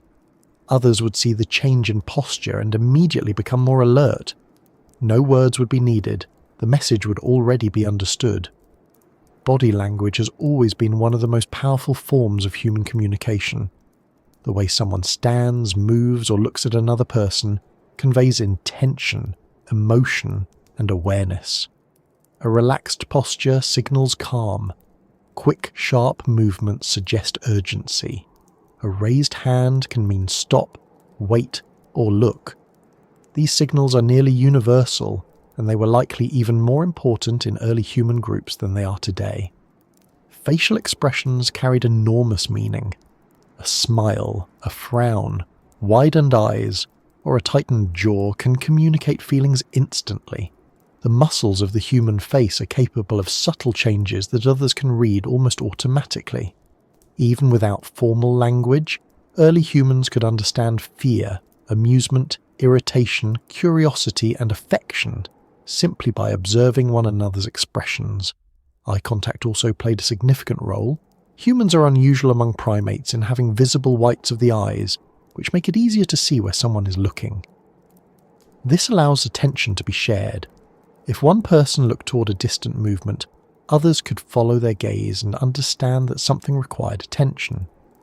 This shared focus helped groups respond quickly to opportunities and dangers. Gestures added another layer of communication. A hand motion could indicate direction, distance, or action. Someone might point toward a stand of trees to suggest where food could be found, or mimic the movement of an animal to describe what had been seen earlier. These gestures were often accompanied by vocal sounds, creating a combination of visual and auditory signals that reinforced meaning. Vocal communication, even before fully developed language, was already complex. Early humans likely used a wide range of tones, pitches, and rhythms to convey different messages. A sharp, loud call could warn of danger. A softer, repeated sound might reassure a child or call others to gather. Changes in tone could express emotion just as effectively as words. Think about how much meaning can be carried in the tone of a single word today. The same sound spoken gently, urgently, or angrily can convey very different messages. Early humans relied heavily on these variations in sound to communicate without needing large vocabularies. Rhythm and repetition may also have played a role. Repeated sounds are easier to remember and recognize, and they can create patterns that groups learn to associate with specific actions or situations. Over time, these patterns could become more structured, gradually forming the foundations of spoken language. Touch was another important form of communication. A hand placed on a shoulder could reassure or comfort. Grooming, which involved carefully cleaning another person's hair or skin, strengthened social bonds and conveyed trust and care.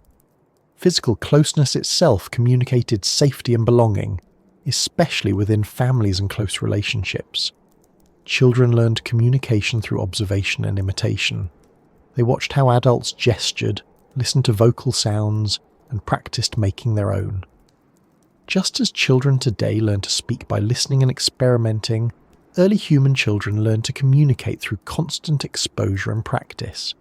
Shared experiences also made communication easier. When everyone in a group knows the same landscape, the same animals, and the same daily routines, much can be conveyed with minimal signals.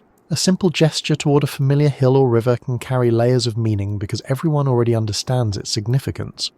Over time, certain sounds and gestures likely became associated with specific meanings.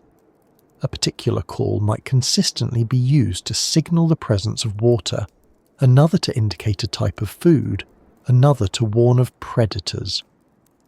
These repeated associations form the beginnings of vocabulary, though still far from the complexity of modern languages. The development of communication was closely linked to cooperation. Hunting, gathering, and caring for children all required coordination.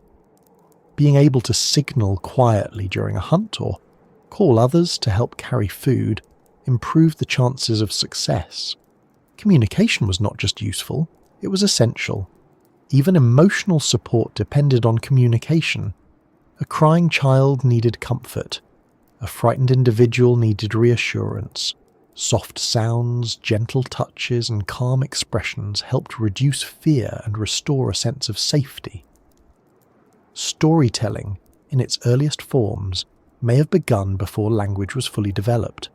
A person could act out an event using gestures, sounds, and expressions to recreate what had happened. Others would watch, interpret, and remember. These performances preserved knowledge about dangers, successful strategies, or unusual experiences. Imitation played a powerful role here. Humans are natural imitators, and watching someone demonstrate an action is often the most effective way to learn. Early humans likely taught skills such as toolmaking, tracking, or food preparation through demonstration combined with simple, vocal and gestural cues. As communication systems became more refined, groups could share increasingly detailed information. This allowed knowledge to accumulate across generations, one of the key factors that made humans so adaptable. It is also important to remember that communication was shaped by the environment. In open landscapes, visual signals carried far and were especially useful. In forests or at night, vocal sounds became more important. The choice of signals depended on what worked best in a given situation. Silence itself was a form of communication. During a hunt or when danger was near, remaining quiet signaled caution. Everyone understood the meaning of stillness, the tension of waiting, the importance of not making unnecessary noise. Music, or at least rhythmic sound, may have emerged from these early communication systems. Clapping, tapping, or vocalizing in rhythm can synchronize movement and strengthen social bonds. Even today, music and rhythm play a powerful role in bringing people together, and their roots may reach back to these early forms of shared sound. Laughter was another universal signal. It communicated safety, relief, and social connection. Hearing laughter in a group reassures others that the moment is calm and that no immediate danger is present. Gradually, over thousands of generations, these systems of sounds and gestures became more structured. Vocal anatomy continued to evolve, allowing a wider range of sounds. Brains developed greater capacity for memory and symbolic thought. Words began to form, and with them the ability to describe not only what was present, but what was remembered or imagined. This transition to true language did not happen suddenly. It was a slow process, shaped by countless small changes. Each generation inherited slightly more refined communication than the one before, and over immense spans of time, language as we know it began to emerge. Yet even today, much of our communication still relies on the same ancient tools. Facial expressions, tone of voice, posture, and gesture continue to carry meaning alongside words. In some situations, they convey more than words ever could. If you imagine sitting with an early human group in the quiet of evening, you would hear voices, but not in the structured sentences we use today. You would see hands moving, faces changing expression, eyes meeting and shifting. Meaning would flow through the group in a constant, subtle exchange. You might not understand the details, but you would understand the intent. Someone reassuring a child, someone warning of danger, someone sharing a discovery. The essential purpose of communication, to connect, to inform, to cooperate, would be unmistakable. Long before humans became the most dominant species on the planet, they lived in a world where they were not always the hunters. For a very long time, our ancestors were also potential prey, sharing the landscape with animals that were faster, stronger, and equipped with teeth and claws designed for killing. Life in that world required constant awareness, careful movement, and an understanding that safety was never something to take for granted. Fear, in this setting, was not a weakness. It was a tool, a form of awareness that helped individuals stay alert and respond quickly when something seemed wrong. The human nervous system, even today, is built to detect sudden movement, unexpected sounds, or changes in the environment. These reactions did not appear by accident. They were shaped over countless generations of individuals who survived because they noticed danger in time. Imagine standing at the edge of a patch of tall grass in the late afternoon. The air is warm and insects hum softly. At first, everything appears still, but then you notice a subtle ripple in the grass, a movement that does not match the direction of the wind. Your attention sharpens instantly. Your body becomes still without conscious effort. Your breathing slows, and your eyes focus on that small, shifting detail. That moment of alertness, that quiet surge of attention, is fear working exactly as it should. It prepares the body to act, to move, to call out, or to retreat. Early humans depended on this response every day. Predators in those ancient landscapes were not rare. Large cats, hyenas, crocodiles near water sources, and other carnivores all occupied the same territories. Many of these animals were highly efficient hunters, capable of bursts of speed or stealth that humans could not match directly. This meant that early humans had to rely on other advantages. One of the most important was cooperation. A group of individuals watching in different directions could detect danger sooner than one person alone. Shared awareness created a wider field of perception, increasing the chances of noticing a predator before it came too close. Another advantage was communication. A sudden call, a sharp gesture, or even a change in posture could signal danger quickly, allowing others to respond. These signals had to be clear and immediate because hesitation could be costly. Children, of course, were especially vulnerable, and adults paid close attention to their safety. Young children likely stayed near the centre of the group during movement, where they were surrounded by older individuals. This arrangement reduced the risk of a child straying too far or being caught unaware. Movement across the landscape was often cautious rather than hurried. Early humans learned to read signs that indicated the presence of predators. Tracks in soft soil, scat, the remains of a recent kill, or the sudden silence of birds could all signal that a dangerous animal was nearby. Birds, in particular, are excellent indicators of change in the environment. When birds suddenly fall silent or take flight, it often means something has disturbed them. Early humans who paid attention to these signals gained valuable information without ever seeing the predator itself. Time of day also influenced risk. Many predators hunt most actively at dawn or dusk, when light is dim and visibility is reduced. Early humans likely adjusted their routines accordingly, being especially cautious during these hours. Night brought its own challenges. Darkness limited vision, and unfamiliar sounds could be difficult to interpret. Sleeping in groups, often near a fire when fire became more widely used, provided a measure of safety. Firelight discouraged some predators, and the presence of multiple adults increased the likelihood that someone would wake if danger approached. Sleep itself may have been lighter and more flexible than it is in modern settings. People likely woke briefly during the night, listening to the sounds around them before drifting back to sleep. This pattern of sleep, sometimes called segmented sleep, is still observed in some traditional societies and may reflect an ancient rhythm shaped by the need for periodic awareness.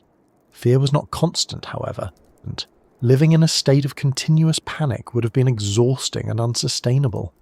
Instead, early humans experienced periods of calm punctuated by moments of heightened alertness.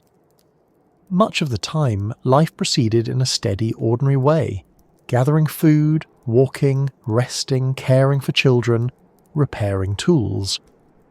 When danger did appear, responses had to be quick and coordinated.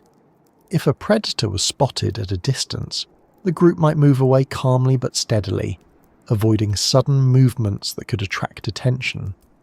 If the threat was closer, louder signals might be used to gather everyone quickly and retreat together. Sometimes, early humans used intimidation rather than flight. Groups could make themselves appear larger by standing together, raising their arms, shouting, or throwing stones. Many predators prefer to avoid injury, and a coordinated group of humans could appear formidable enough to discourage an attack. Throwing in particular was an important skill.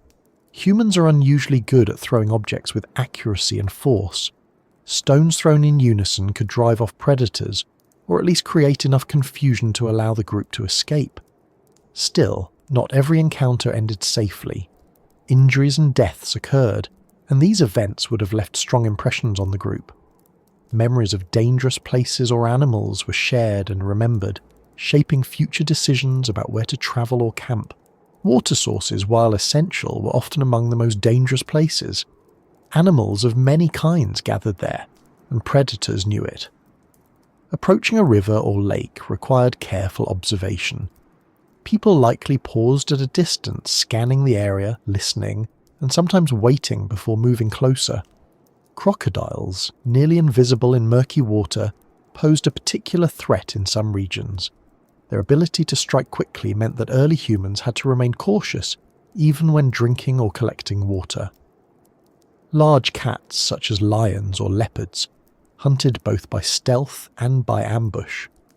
Tall grass, rocky outcrops, and dense vegetation provided cover, making it important to avoid areas where visibility was poor.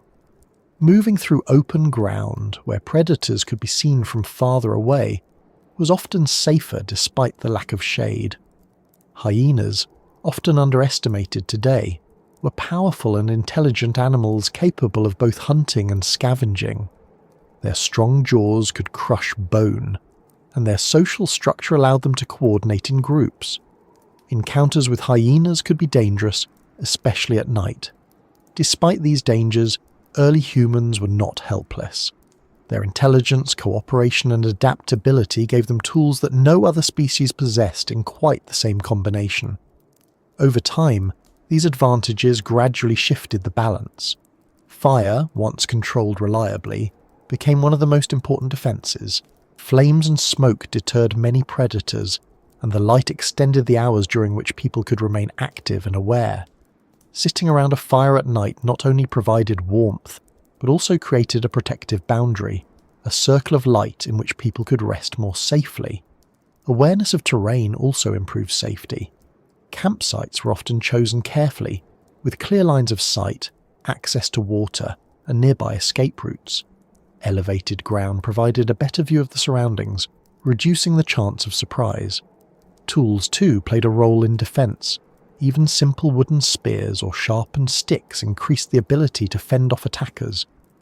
Over generations, tools became more effective, and strategies for using them improved. Fear itself became more refined. Instead of reacting to every sound with alarm, early humans learned to distinguish between harmless and dangerous signals. The rustle of a small animal in dry leaves sounded different from the heavier movement of a large predator. The call of a familiar bird differed from the alarm call that signalled danger. This ability to interpret subtle differences reduced unnecessary panic, while preserving the capacity for rapid response when needed. Children learned these distinctions gradually. Adults likely demonstrated which sounds required attention and which could be ignored. Over time, young individuals developed the same instincts and awareness that had helped their elders survive. Emotional responses to danger also shaped social bonds. After a frightening encounter, people often stayed close together, speaking softly, touching one another, and gradually relaxing as the sense of threat faded. These moments of shared relief strengthened connections within the group. The memory of fear can be powerful, but so can the memory of safety restored. Sitting quietly after danger has passed, listening to familiar voices and steady breathing, creates a deep sense of comfort. These experiences, repeated over generations, helped shape the human need for companionship and reassurance. Living with predators also influenced the human sense of space and attention. Early humans rarely moved carelessly or without awareness. Even during calm periods, part of the mind remained attentive to the environment. This background awareness, subtle but constant, is something we still experience today, though often in different forms. You may notice it when walking alone at night, or when hearing an unexpected sound in a quiet place. That slight tightening of attention, that pause to listen, is an echo of instincts formed long ago. Over time, as tools improved and cooperation became more sophisticated, humans began to shift gradually from being primarily vulnerable to becoming more capable hunters and defenders. This transition did not happen quickly, and for many thousands of years humans lived in a balance. Sometimes hunters, sometimes prey. This balance shaped the human mind in lasting ways. Our sensitivity to sudden movement, our ability to read expressions quickly, our tendency to seek safety in groups, all of these traits were reinforced by the realities of that ancient world. Yet even in a landscape filled with danger, life was not defined solely by fear.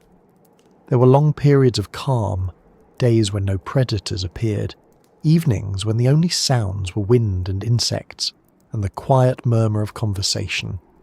Fear was part of life, but it was not all of life. At some point long before written memory, long before cities or agriculture, a small group of humans must have sat watching something extraordinary. In front of them, a fallen branch burned. Flames moved in restless patterns, bright and unpredictable, giving off warmth that could be felt on the skin even from a short distance. The light pushed back the darkness, and the air carried a smell unlike anything else in the natural world, dry wood turning to smoke and ash. Fire had always existed. Lightning had started fires in forests and grasslands for millions of years. Volcanoes had poured molten rock across the surface of the earth long before any human ancestor walked upright. But knowing that fire exists and knowing how to use it are very different things. Somewhere in the long history of our species, humans crossed that boundary. They stopped merely watching fire and began to control it. At first, this control was probably uncertain. A natural fire might be found after a lightning strike, and embers could be carried carefully to a campsite, kept alive with dry grass and small twigs. Keeping a fire burning would have required constant attention. If it went out, there was no simple way to start another one immediately. Protecting fire became a daily responsibility, as important as finding food or water. Imagine the care that would have been taken. Someone checking the embers before sleep, someone adding fuel in the early morning, someone shielding the fire from rain or wind. Fire was not only useful, it was precious. The benefits of fire became clear very quickly. Warmth was one of the most immediate. Nights, especially in open landscapes or cooler seasons, could be cold enough to make sleep uncomfortable or even dangerous.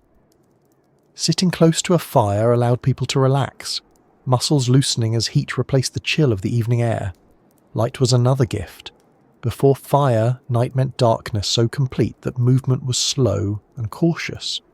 With fire, the day extended. People could remain awake longer, talk, repair tools, or simply sit together in the circle of light. That circle of light also provided protection. Many predators are cautious around fire. The flickering movement of flames, the unfamiliar smell of smoke, and the brightness in the darkness created a barrier that most animals preferred to avoid. For early humans who had lived for generations with a constant awareness of predators, this must have felt like an enormous change. For the first time, there was a place where the night felt less threatening. Cooking may have been the most profound change of all. Raw food requires more effort to chew and digest. Cooking softens plant fibers, breaks down tough tissues in meat, and releases more energy from food. Over time, this increased energy intake may have supported the growth of larger brains, though this process unfolded gradually over many generations. Picture a piece of meat held near the flames, the surface beginning to brown, the smell changing, becoming richer and more appealing. Early humans would have noticed that cooked food was easier to eat and caused fewer digestive problems. Tubers and roots that were bitter or tough when raw became more palatable after heating. Cooking also reduced the risk of certain parasites and bacteria, improving health in ways that no one could have explained at the time, but that would have been felt in stronger bodies and fewer illnesses. Fire changed not only what people ate, but how they spent their time. Preparing food took longer, and meals became more social. Sitting together, waiting for food to cook, talking quietly in the glow of flames, these moments encourage communication and bonding. Even today, people often gather in kitchens or around campfires, drawn by warmth, light, and the shared experience of preparing food. This pattern may reach back to those earliest evenings when fire first became part of daily life. Fire also allowed humans to live in places that would otherwise have been too cold. As groups gradually moved into cooler regions, the ability to create warmth made survival possible. Animal hides could be dried and softened near fires, improving clothing and shelter. Tools, too, were affected. Heat can harden the tips of wooden spears, making them more durable. Later, humans would learn to use fire in even more sophisticated ways, shaping stone, producing charcoal, and eventually smelting metals, though that lay far in the future. The psychological impact of fire is difficult to measure, but it was likely significant. Fire creates a sense of safety, a boundary between the known and the unknown. Beyond the light lies darkness, but within the circle, faces are visible, voices are clear, and the world feels more manageable. Watching flames has a calming effect on the human mind. The slow, unpredictable movement draws attention without demanding effort. Even today, people can sit for long periods watching a fire, feeling their thoughts slow and their breathing deepen. It is easy to imagine early humans experiencing the same quiet absorption. Fire also brought new responsibilities and risks. A fire left unattended could spread, especially in dry conditions. Burns were possible, and smoke could irritate the eyes and lungs. Learning to manage these dangers required observation and experience. Children had to be taught to respect fire, to keep a safe distance, to avoid touching flames or hot stones. These lessons were likely reinforced through careful supervision and repeated reminders, just as they are today. Over time, methods of starting fire deliberately began to develop. Rubbing sticks together to create friction, striking stones to produce sparks. These techniques required patience and skill. Mastering them meant that fire was no longer dependent on lightning or natural wildfires. It became something humans could create when needed.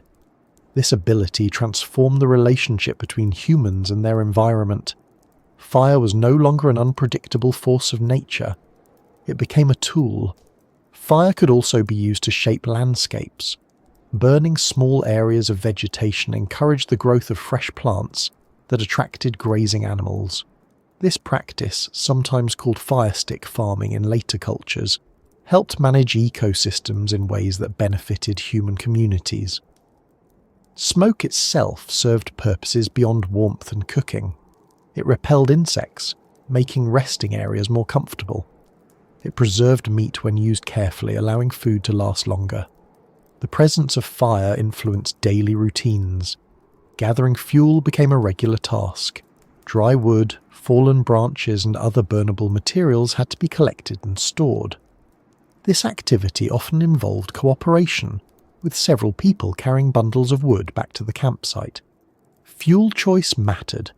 Some woods burned hotter, others produced less smoke, others lasted longer as coals. Knowledge of these differences developed gradually, passed from one person to another through demonstration and practice. Firelight also changed the way people saw one another.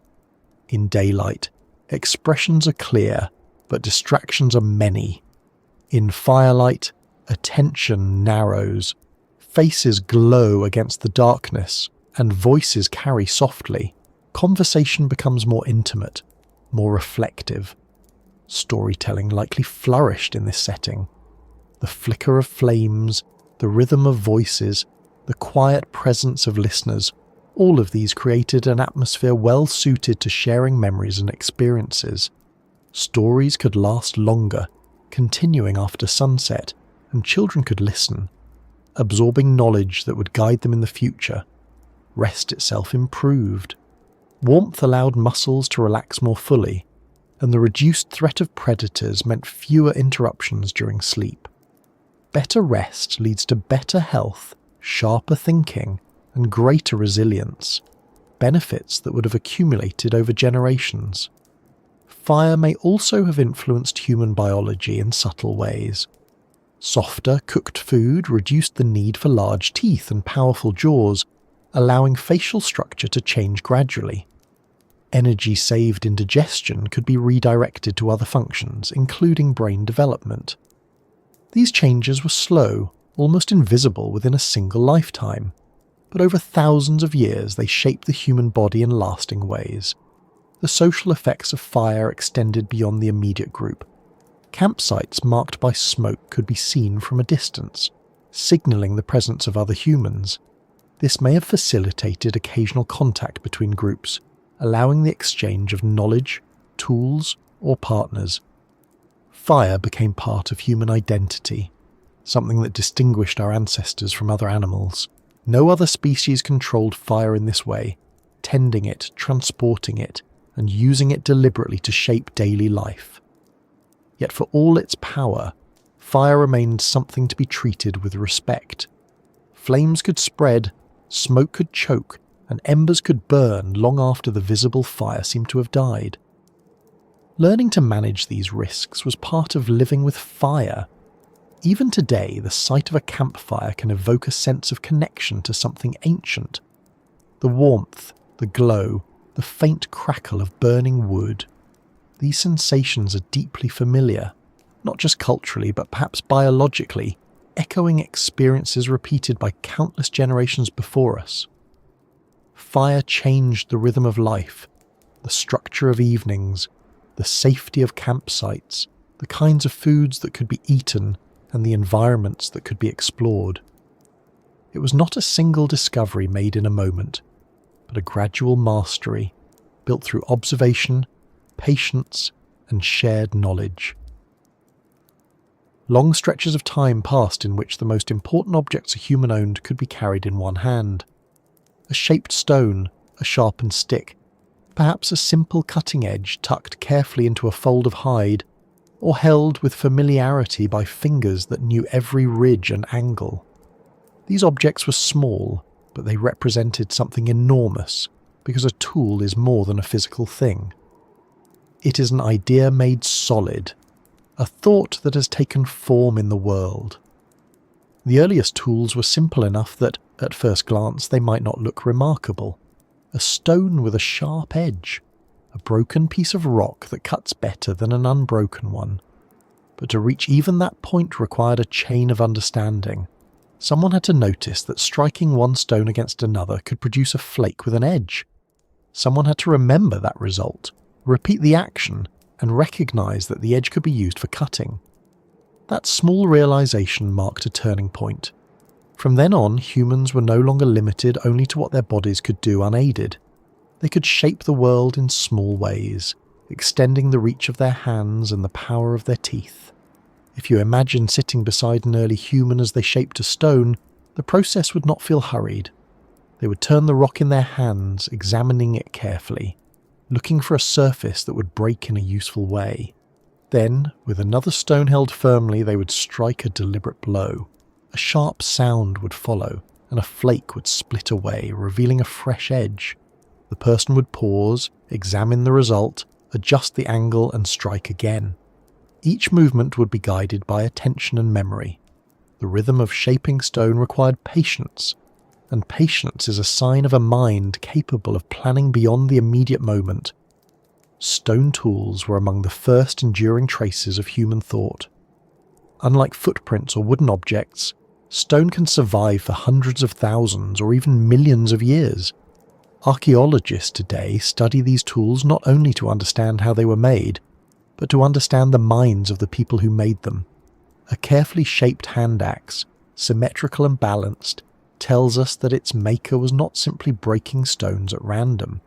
They were working toward a mental image of a desired form, adjusting each strike to bring the stone closer to that image. This ability to hold a goal in mind and work step by step toward it is one of the defining features of human intelligence. Tools were not limited to stone. Wood, bone, and plant fibers were also used, though these materials rarely survive long enough to be preserved in the archaeological record. A sharpened wooden spear, hardened in fire, could be an effective hunting tool. A digging stick could help uncover roots and tubers. A simple container woven from plant fibers could carry food or water. The variety of tools increased gradually over time, but even the simplest ones changed daily life. Cutting meat became easier. Hides could be scraped and prepared. Plants could be processed more efficiently. Each improvement saved energy and time, making survival a little less difficult. Learning to make tools required observation and imitation.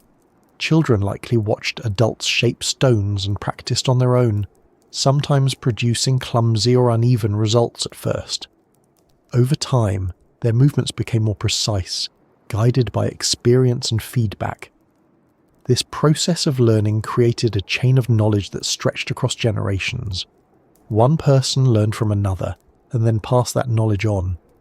Unlike many other animals, humans developed what scientists call cumulative culture, the ability to build on the discoveries of previous generations rather than starting from scratch each time. Cumulative culture is a quiet but powerful force. A slightly better way to shape a tool, a more effective method of attaching a stone point to a wooden shaft, a more efficient way to carry supplies, these small improvements accumulate, creating changes that would be impossible for a single individual to achieve alone. The making of tools also shaped the human brain. Using tools requires coordination between vision and movement, planning sequences of actions, and adjusting behavior based on results. These demands stimulated areas of the brain involved in fine motor control, problem solving and spatial reasoning. In this way, tools did not just change the world around humans, they changed humans themselves. Consider the act of preparing a spear. First, a suitable branch must be found, straight, strong, and of the right thickness. Then it must be cut or broken to length, stripped of smaller branches, and shaped at one end to form a point. The tip might be hardened in fire, held carefully near the heat until the wood becomes darker and tougher. Each of these steps requires foresight. The spear is not useful until the process is complete, so the maker must work with a future goal in mind, investing time and effort now for a benefit that will come later. This ability to think ahead, to delay immediate gratification in favour of long-term success, is a hallmark of human cognition. It allowed early humans to plan hunts, store food, and prepare for changing seasons. Tools also influence social relationships. Some individuals may have become especially skilled at making certain tools, and others may have sought their help or traded items in return. Skill became a form of social value, strengthening bonds and encouraging cooperation. Watching someone skilled at toolmaking would have been a quiet, absorbing experience. The steady tapping of stone, the careful turning of a piece in the light, the moment when a final strike produced a clean, sharp edge. These moments held a kind of quiet satisfaction. There is something deeply human about shaping materials, about turning raw matter into something useful. Even today, people feel this satisfaction when carving wood, sewing fabric, or assembling objects. The roots of that feeling may stretch back to the earliest tool makers. Tools also allowed humans to interact with animals in new ways. A sharpened spear increased the chances of a successful hunt. Stone blades made it easier to process meat and hides. Over time, these improvements made humans more effective hunters and less vulnerable to starvation. But tools were not used only for hunting. They were used for digging, scraping, cutting plants, shaping wood, and preparing shelters. In a sense, tools became extensions of the human body, expanding what hands and teeth alone could accomplish. Memory played an important role in this process, remembering where good stone could be found, remembering which techniques worked best, remembering how long to hold a spear near the fire without burning it. All of this knowledge had to be stored and recalled. Early humans developed impressive spatial memory, keeping mental maps of landscapes, resources, and routes. This ability helped them travel efficiently and return to useful locations season after season. The act of making tools also encouraged attention to detail. A small crack in a stone could cause it to break unexpectedly. A slight change in angle could produce a better edge. These details mattered, and noticing them improved results. Over time, toolmaking became more sophisticated. Stone tools began to show evidence of planning several steps in advance, preparing a core in a particular way so that flakes of a desired shape could be produced. This level of planning suggests minds capable of thinking several moves ahead, much like a person planning a complex task day. It is worth remembering that these developments did not happen suddenly. They unfolded gradually, over thousands of years, with long periods in which little seemed to change. Progress was not a straight line, but a slow accumulation of small improvements. The environments in which early humans lived also influenced the kinds of tools they made. In regions with abundant stone, stone tools were common. In areas with fewer stones but plenty of wood or bone, other materials were used. Humans adapted their tools to the materials available, showing a flexibility that would later allow them to live in many different environments. Fire, as we have already considered, expanded the possibilities of tool use. Heat could harden wood, and later controlled heating of certain stones made them easier to shape. The combination of fire and tools created a powerful partnership, each enhancing the usefulness of the other. Tools also affected how time was spent.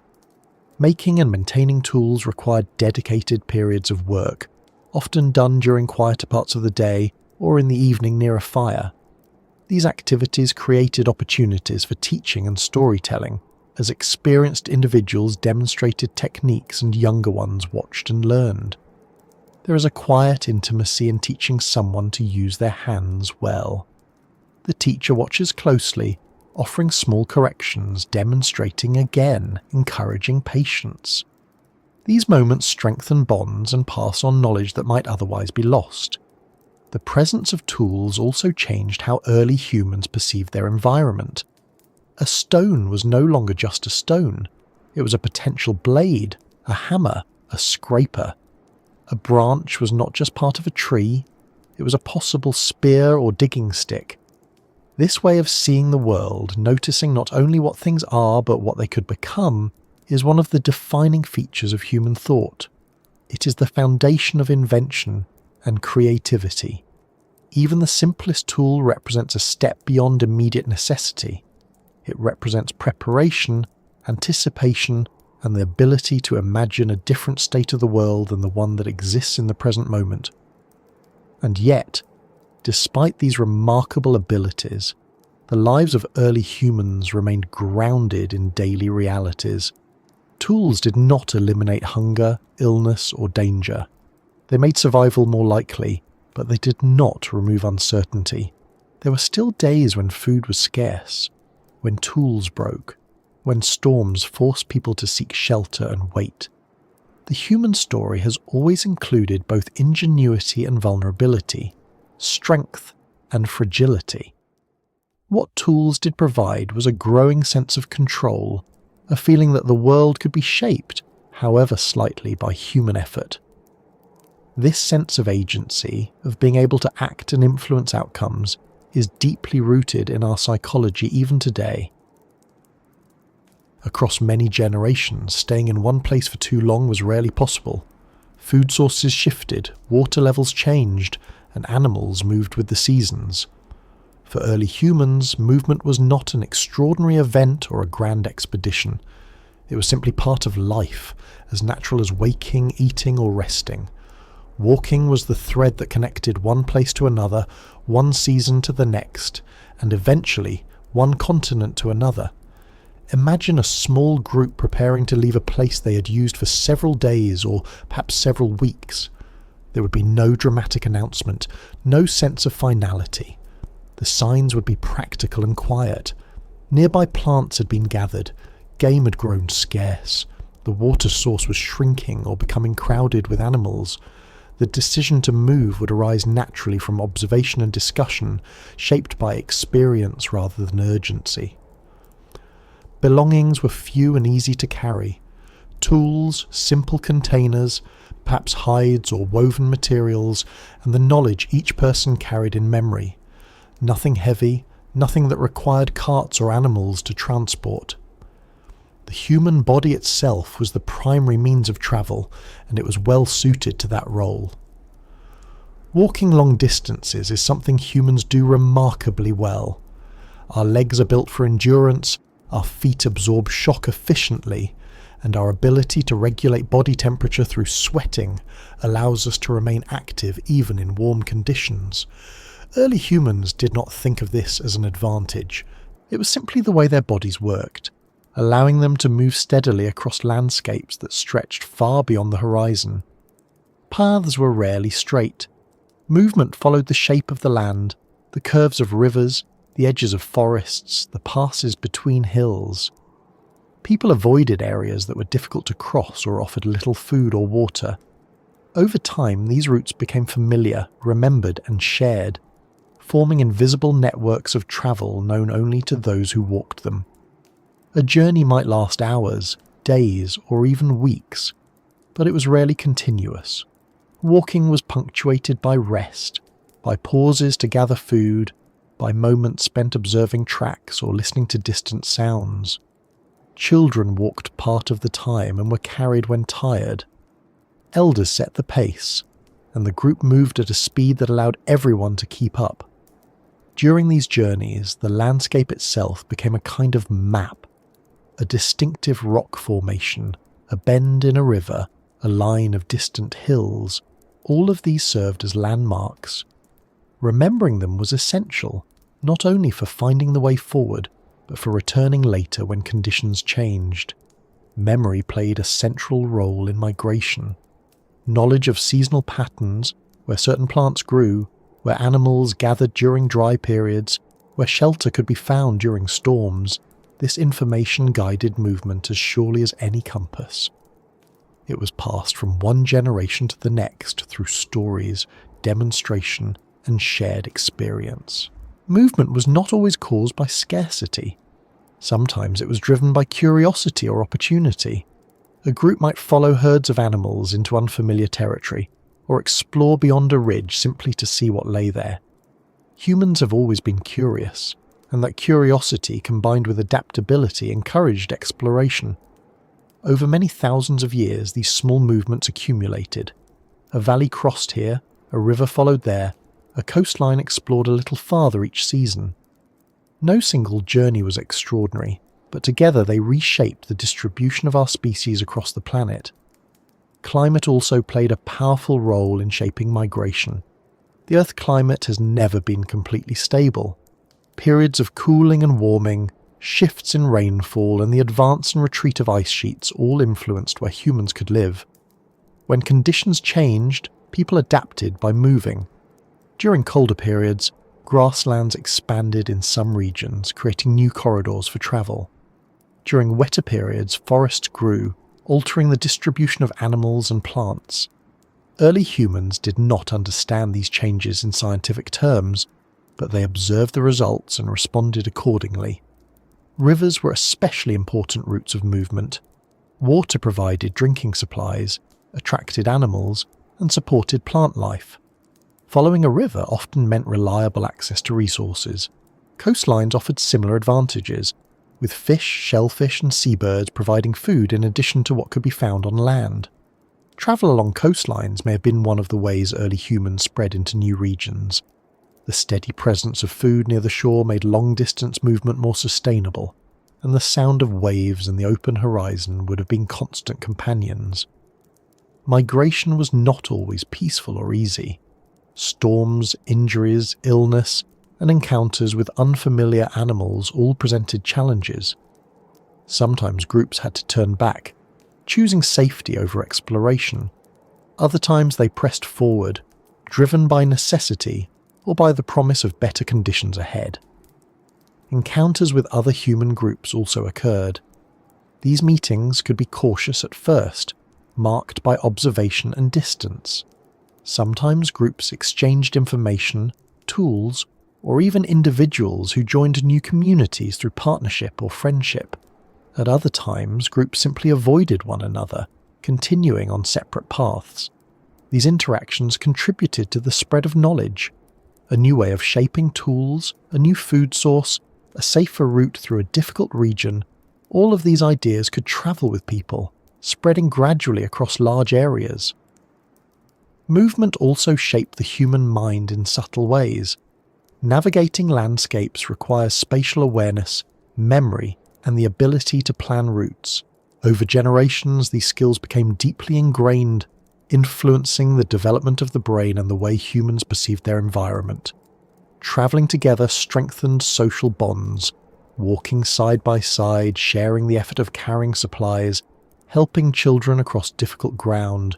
These experiences created a sense of unity.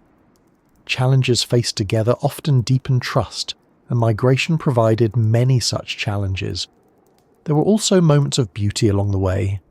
Sunrise over a new valley, the sound of wind in unfamiliar trees, the sight of animals never seen before. These experiences would have stirred curiosity and wonder.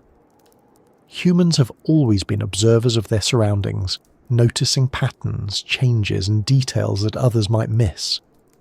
Resting at the end of a day's travel brought a quiet sense of accomplishment. A fire lit in a new place, familiar voices speaking in the darkness, the knowledge that another stretch of land had been crossed safely. These small victories mattered. Children growing up in such a lifestyle would have known no other way of living. Movement was normal. The idea of staying in one place for years or decades would have been unfamiliar. Home was not a fixed location, but the group itself, the circle of people who moved together, shared food and watched over one another. This way of living also meant that early humans developed a flexible relationship with possessions. Carrying too much made travel difficult, so only the most useful items were kept. Tools were repaired rather than replaced, and objects were valued for their practicality rather than their decoration. Over time, as humans spread into different environments, their bodies and cultures adapted. Groups living in colder regions developed strategies for staying warm, including better clothing and shelters.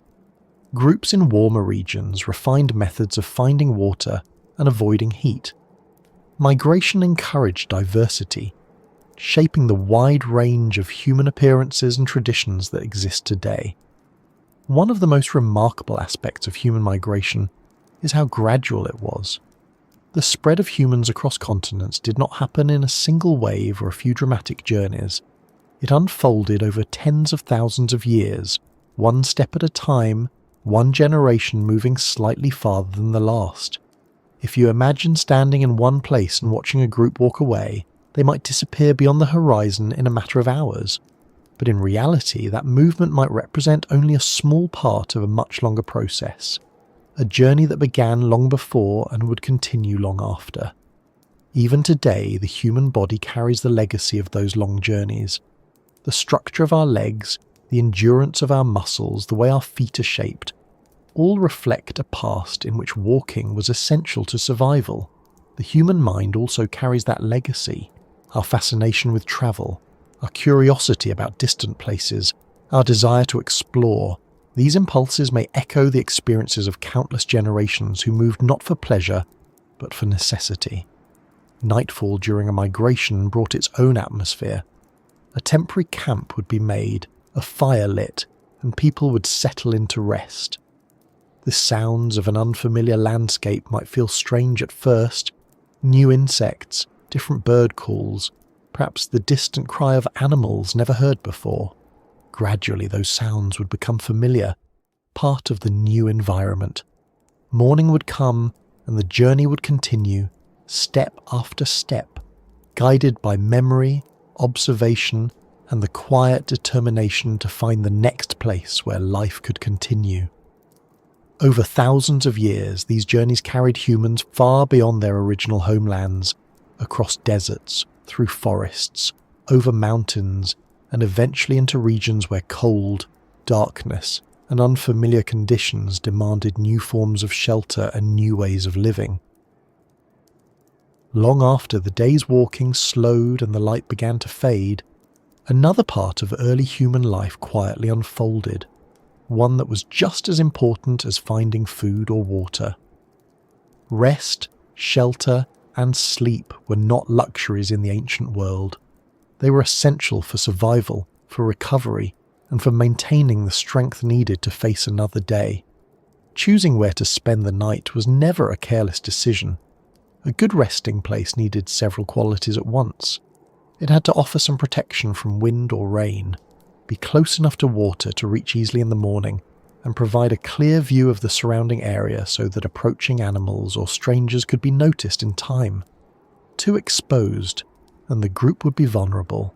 Too enclosed, and danger might approach unseen. Natural shelters were often the first choice.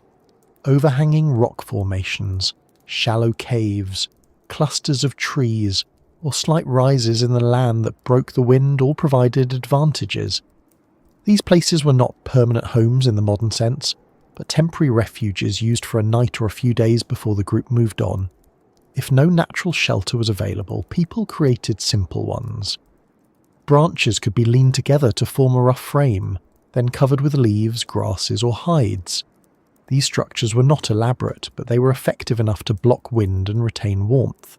Building them required cooperation, with several people gathering materials and assembling them before darkness settled fully. Fire often formed the centre of a nighttime camp. Its warmth, light, and protective presence shaped how people arranged themselves. Sleeping close to the fire meant staying warmer and feeling safer, but not so close that sparks or heat became uncomfortable. The arrangement of sleeping places often formed a loose circle, with adults positioned so that children were protected within the group. The ground itself mattered more than we might expect. Sleeping directly on bare earth can be uncomfortable and cold, especially at night when temperatures drop. Early humans likely gathered grasses, leaves, or animal hides to create a softer layer between their bodies and the ground. These simple bedding materials also provided insulation, helping retain body heat. Comfort in this context was not about luxury, but about conserving energy. A person who slept well had more strength and clearer thinking the next day. A person who shivered through the night or lay on uneven ground might wake stiff, tired, and less able to contribute. Nights in the ancient world were darker than most of us ever experience today. Without electric lights or distant cities casting a glow into the sky, darkness arrived completely once the sun had set and the fire burned low. The stars appeared in astonishing numbers, filling the sky with patterns so bright that the Milky Way itself formed a pale band stretching overhead. Early humans must have noticed these patterns, even if they did not yet attach stories or constellations to them. The steady rise and fall of the moon, the slow movement of stars across the sky through the seasons, all of these rhythms were visible to anyone who looked upward. Sound carried differently at night as well. With fewer daytime noises, small sounds became clearer. The rustle of an animal in dry leaves, the distant call of a bird, the whisper of wind moving through grass. These sounds formed a kind of nighttime language that early humans learned to interpret. Some sounds were familiar and reassuring, part of the background of the environment. Others signalled potential danger and drew immediate attention. The ability to distinguish between these sounds was crucial, and it developed through experience and careful listening. Sleep itself may not have followed the uninterrupted pattern common in modern societies. Anthropologists studying traditional communities and historical records suggest that humans often slept in segments, waking briefly during the night before returning to sleep.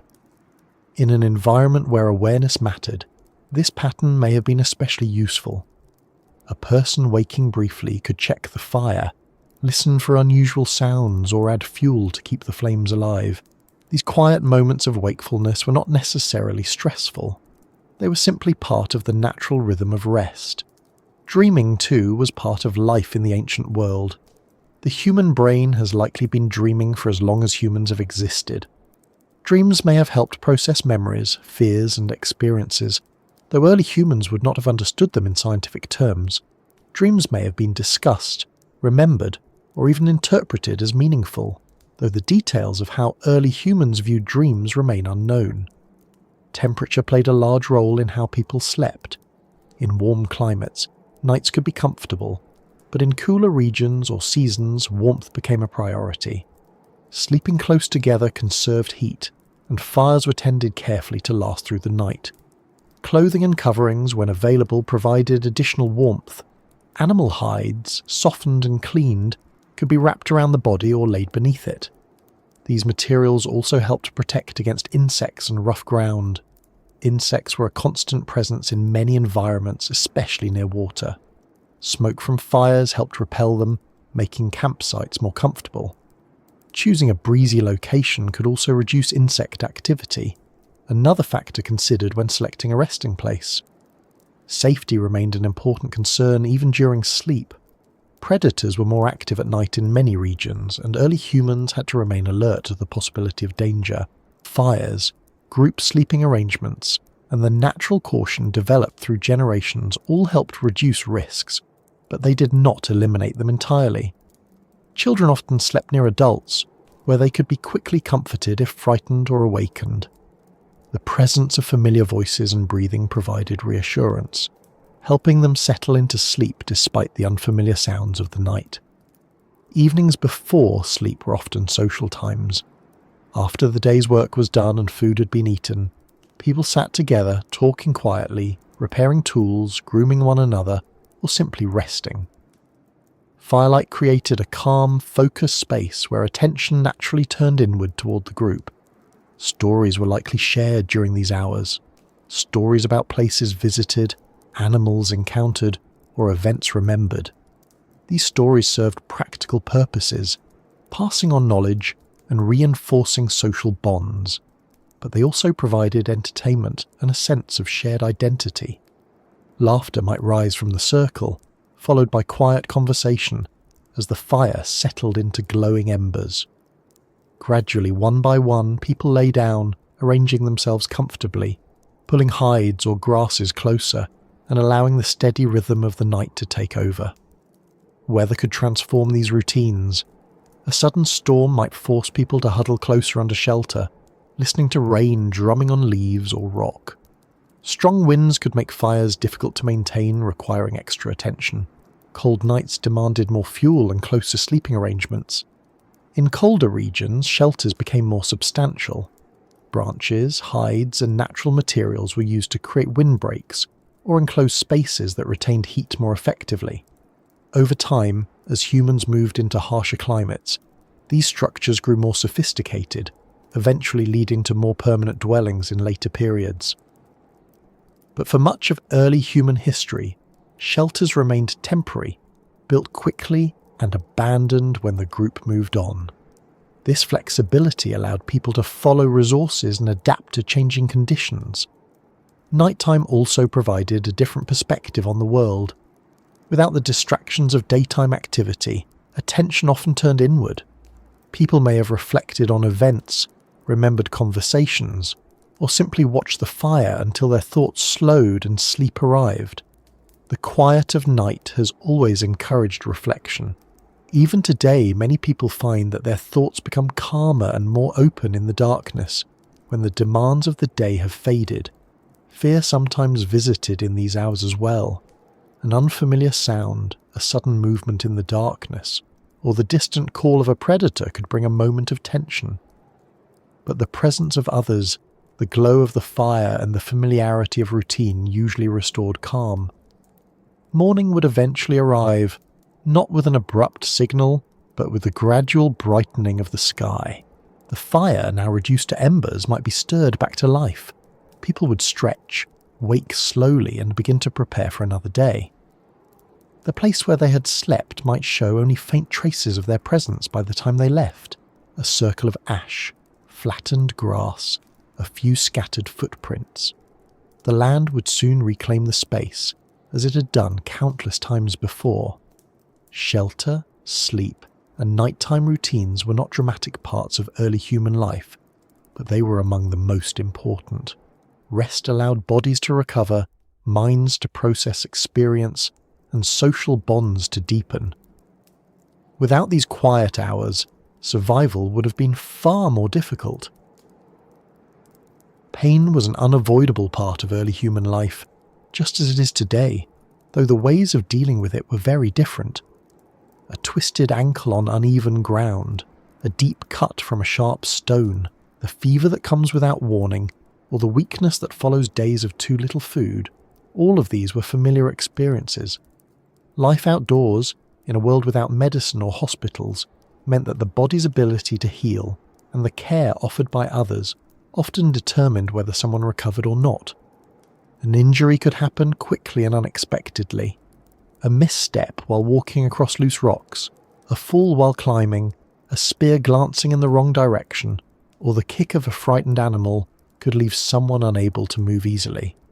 In those moments, the group had to decide what to do, because survival was never purely individual. Humans had already become deeply social creatures, and leaving someone behind was not only emotionally painful, but also weakened the group itself. Archaeologists have found bones from very early humans showing healed fractures and injuries that would have made hunting or travelling alone nearly impossible. These individuals lived long enough for their bones to mend, which tells us something important. Someone must have brought them food. Someone must have helped them move or protected them while they recovered. Care, patience, and cooperation were already present, long before written history or organised societies. Imagine a person sitting near a fire, a leg bound with strips of hide or plant fibre, resting while others prepare food nearby. The injured person might feel frustration at being unable to contribute, but also relief at being supported. The group, in turn, would adapt, adjusting tasks, sharing responsibilities, and making sure the injured individual was not left without food or warmth. This kind of care required empathy, the ability to understand and respond to the suffering of another. Empathy is deeply rooted in human biology. Even infants respond to the distress of others, and this instinct likely existed in early humans just as it does now. Caring for the injured or sick was not only practical but emotional, strengthening bonds and reinforcing the sense of belonging that held groups together. Illness presented a different kind of challenge. Unlike injuries, which had visible causes, sickness often arrived without warning. Fever, weakness, coughing, or stomach pain could appear suddenly, leaving a person unable to eat or move comfortably. Without modern knowledge of germs or disease, early humans would not have understood the causes, but they would have recognized the symptoms and responded as best they could. Rest was one of the most important treatments available. A sick person might remain near the shelter or fire while others gathered food. Water would be brought to them, and simple foods offered when they were able to eat. Warmth helped the body recover, and quiet surroundings reduced stress and exhaustion. Plants may have played a role in early forms of healing. Many plants contain compounds that reduce pain, fight infection, or soothe the stomach. Over generations, humans learned through observation and experience which leaves eased discomfort, which roots reduce swelling, and which barks or herbs could be brewed into bitter but helpful drinks. This knowledge was passed along carefully, remembered and practiced. The process of learning about medicinal plants was likely gradual and sometimes risky. A plant that helped in small amounts might be harmful in larger quantities. Careful observation, patience and shared experience allowed groups to refine their knowledge over time. Even simple practices such as cleaning a wound with water, covering it to keep out dirt, or keeping an injured limb still could make the difference between recovery and infection. These actions did not require scientific understanding, only attention and care. Pain itself was something people learned to endure. Without modern painkillers, discomfort was a familiar companion. Yet humans are remarkably adaptable. The body and mind can adjust to pain over time, and the presence of others often helps reduce the sense of suffering. A reassuring voice, a hand resting gently on a shoulder, or simply knowing that one is not alone can ease distress in ways that are difficult to measure. Children were especially vulnerable to illness and injury, and their care required constant attention. Adults watched them closely, intervening when play became too rough or when danger seemed near. Even so, accidents happened, and the loss of a child was likely one of the most painful experiences a group could face. Grief, though invisible in the archaeological record, must have been a powerful presence in early human life. When someone died, the absence would have been deeply felt. In small groups, every individual mattered, and every loss left a space that could not easily be filled. Some archaeological evidence suggests that early humans sometimes buried their dead or placed objects with them, hinting at a sense of respect or remembrance. Even without formal rituals, it is easy to imagine moments of quiet reflection. People sitting together, remembering the voice, the laughter, or the presence of someone who was no longer there. These experiences of loss may have strengthened social bonds among the survivors, reminding them of the importance of caring for one another while they were still alive. Aging was another reality that shaped early human life. Not everyone lived to old age, but those who did carried valuable knowledge and experience.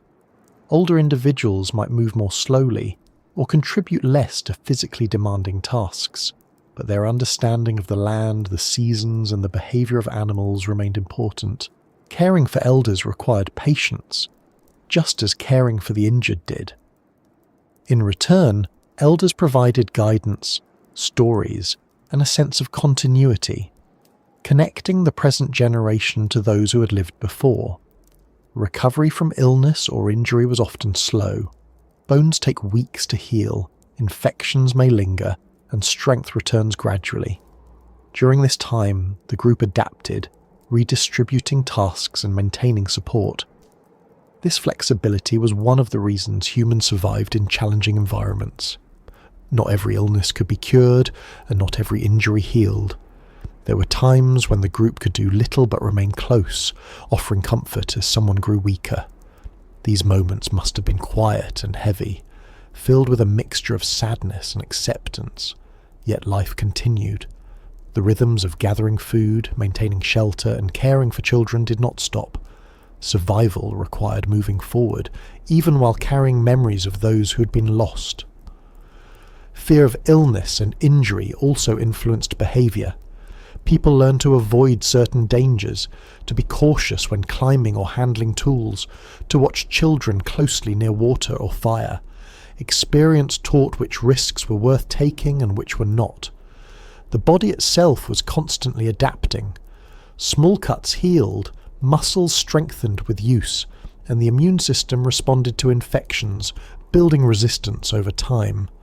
Humans, like all living creatures, carried within them a remarkable capacity for recovery. There were also moments of unexpected resilience, individuals who survived injuries that seemed certain to be fatal, or illnesses that passed after days of weakness. These recoveries may have been seen as signs of strength, luck, or perhaps the mysterious workings of forces not yet understood. Caring for one another was not only about physical survival, it also shaped the emotional life of the group. Acts of kindness, sharing, and protection created trust, and trust made cooperation possible. A group in which people felt supported was stronger than one in which individuals were left to fend for themselves. This pattern of mutual care is still visible in human societies today. Hospitals, families, and communities are built on the same instinct to help those who are suffering. The roots of that instinct stretch far back into prehistory. Even animals show forms of care, but humans took it further, extending help not only to close relatives but to others within the group. This widening circle of compassion was one of the qualities that helped humans thrive. At night, when someone was ill or injured, others might wake to check on them, offering water or adjusting coverings to keep them warm. These small acts, repeated quietly, strengthened bonds and created a sense of security that made sleep possible, even in difficult times. Morning, when it came, brought another day of effort and attention. Those who were recovering might feel slightly stronger, able to sit up or walk a short distance. Progress was often measured in small steps, each one a quiet victory. Life in the ancient world was never free from hardship, but it was also never without care. The presence of others, the willingness to help, and the patience to wait for healing were as important to survival as tools or fire. Feelings were not something that appeared late in human history. Long before cities, long before writing, long before anyone tried to explain the mind, emotions were already guiding behavior, shaping decisions, and holding groups together. Early humans experienced fear, comfort, curiosity, frustration, affection, and grief in ways that would be deeply recognizable to us today.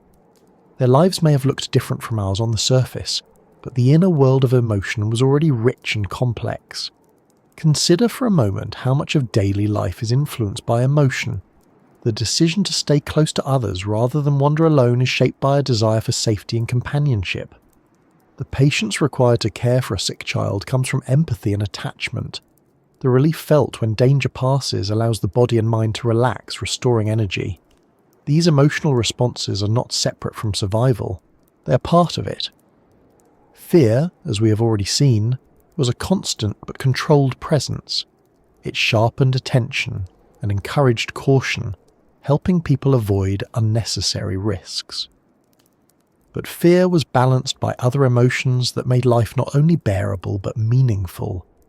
Affection played a powerful role in early human groups. Parents cared deeply for their children, holding them, comforting them, and protecting them.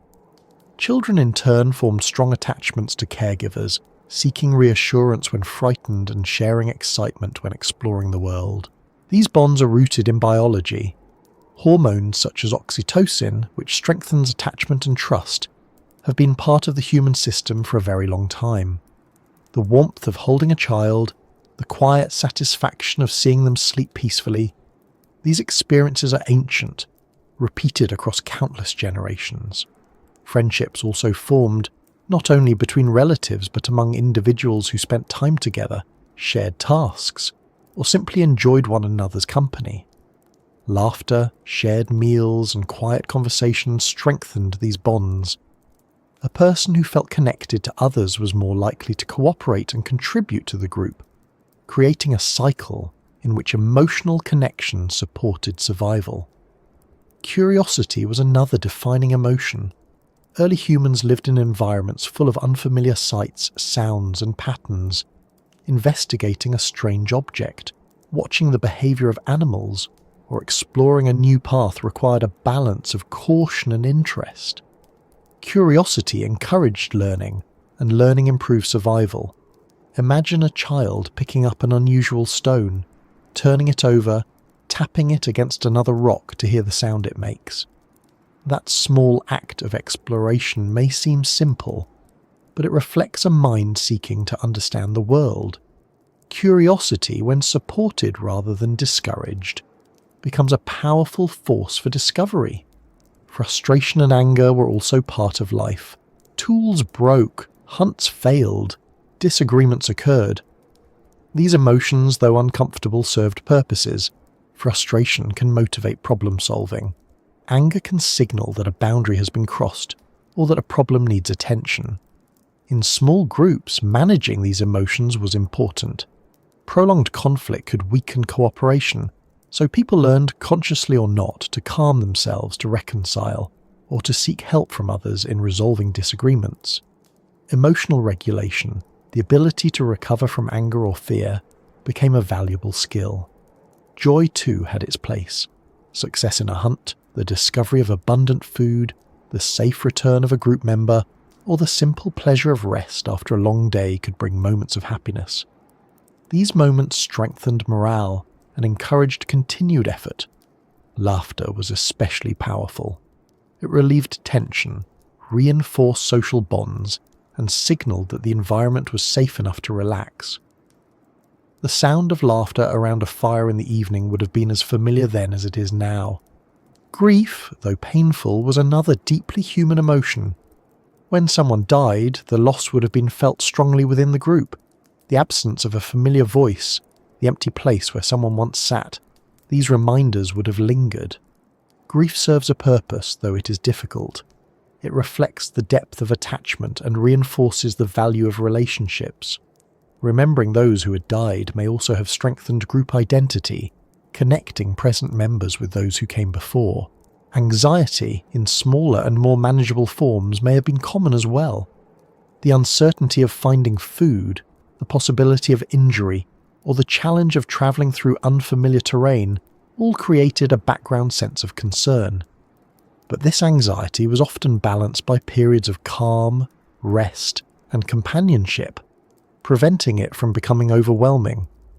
One of the most important emotional experiences was the sense of belonging.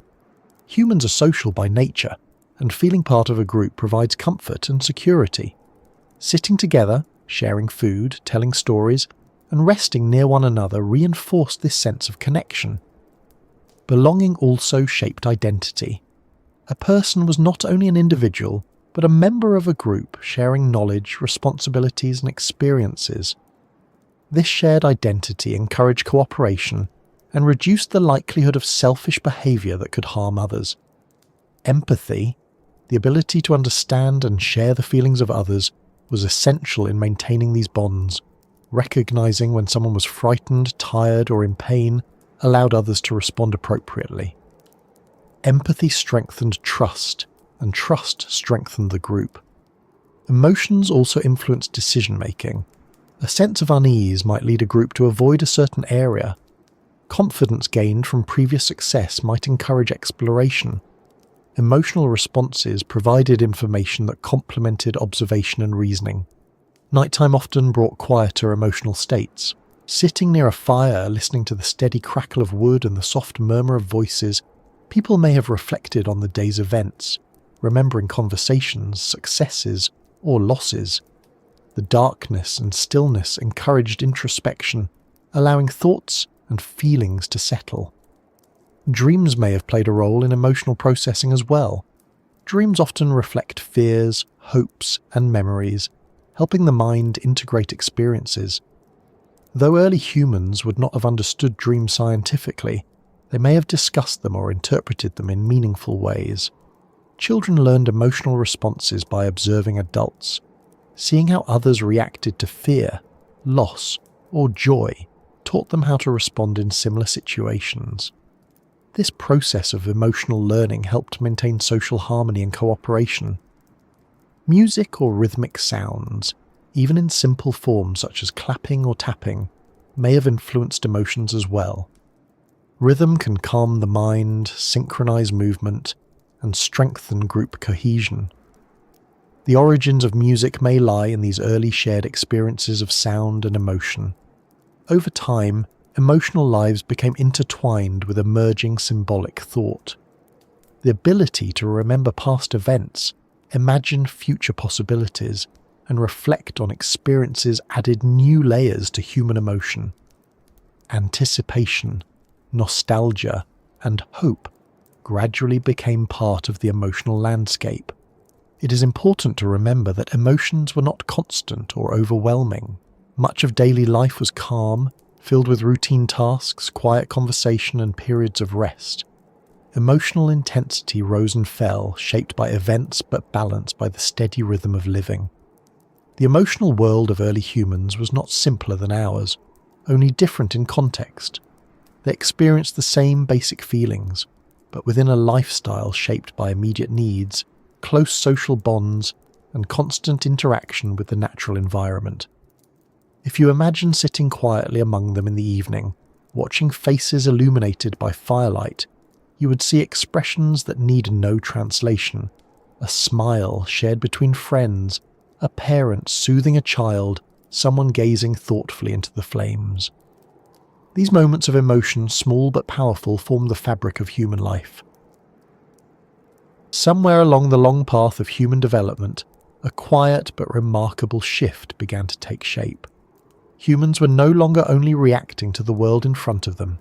They were beginning to think about things that were not immediately present, to remember events in vivid detail, to imagine possibilities, and eventually to create symbols that carried meaning beyond their physical form.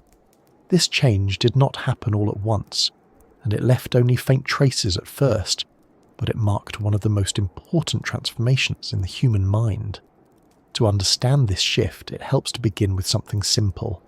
Imagine holding a small, smooth stone, one that has no sharp edges and no obvious use as a tool.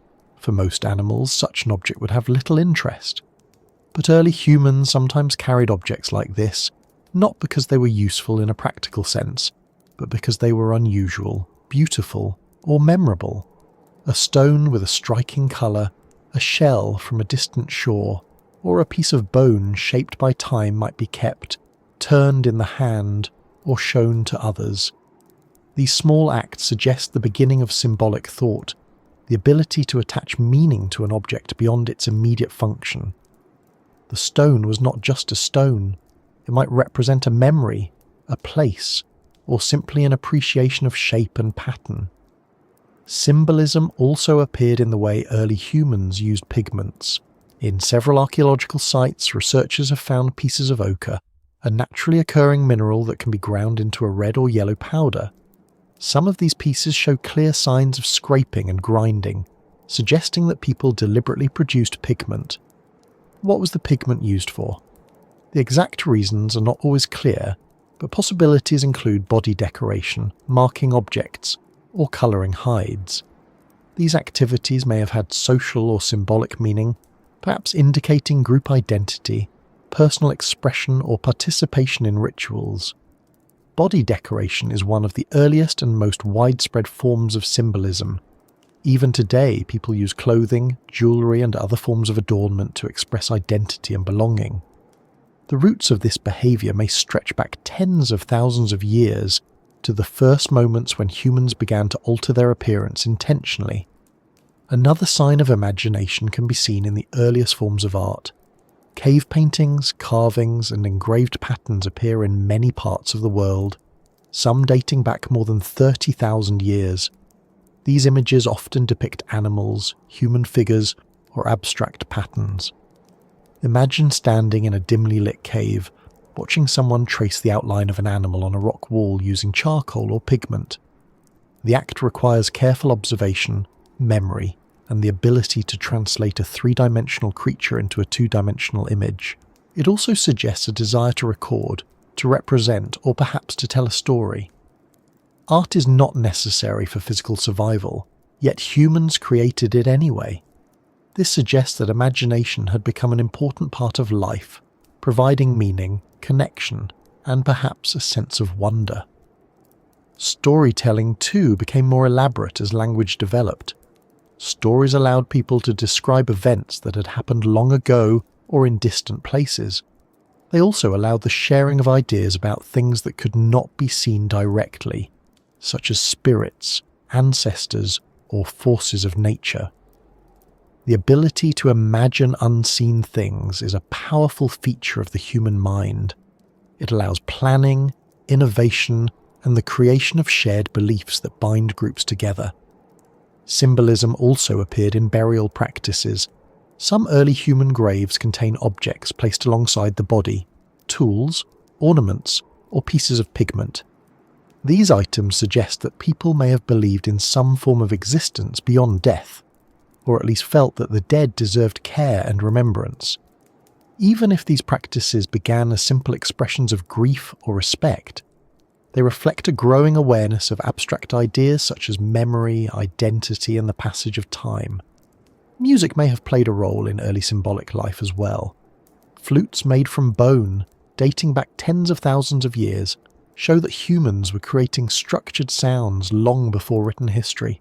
Music, like art, does not provide food or shelter, yet it plays a powerful role in emotional expression and social bonding. Rhythm and melody can convey feelings and create shared experiences that words alone cannot express. Sitting around a fire, listening to a simple melody played on a flute or produced by voice, early humans may have felt a sense of connection that went beyond immediate practical concerns. The development of imagination also influenced problem solving. The ability to picture a future event, to imagine the outcome of an action before it is taken, allowed humans to plan more effectively. A hunter could visualize the path of an animal.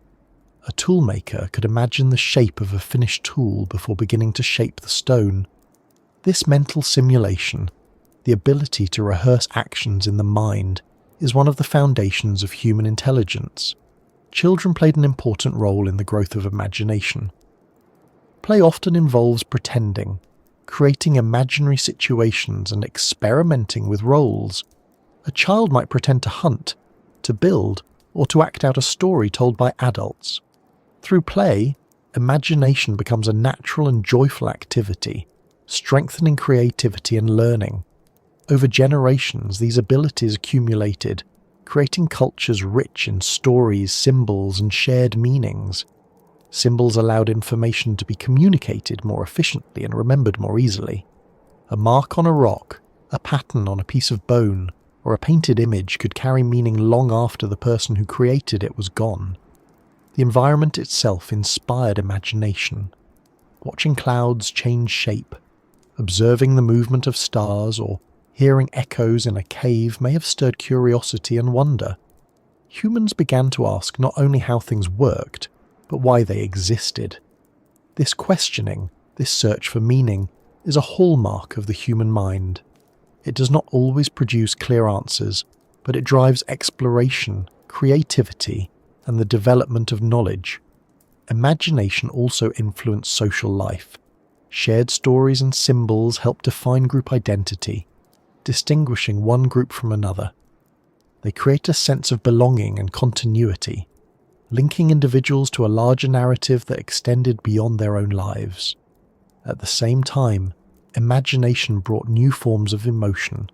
Hope, anticipation, and even anxiety about the future became possible as humans began to think beyond the present moment. The mind could travel in time, revisiting the past and imagining what might come next. Nighttime, especially, may have encouraged these reflections. Sitting by a fire, watching the flames, and listening to the quiet sounds of the surrounding land, thoughts could wander freely. Memories of the day, plans for tomorrow, and stories from long ago might blend together, forming the beginnings of complex inner worlds.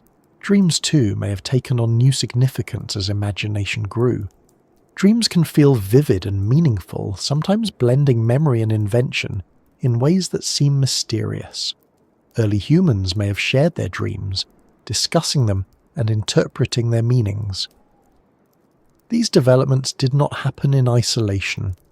Imagination, language, emotion, and social life all influenced one another, creating a feedback loop that accelerated cultural and cognitive growth.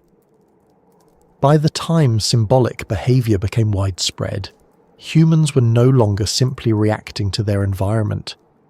They were interpreting it, representing it, and reshaping it in their minds before acting in the physical world.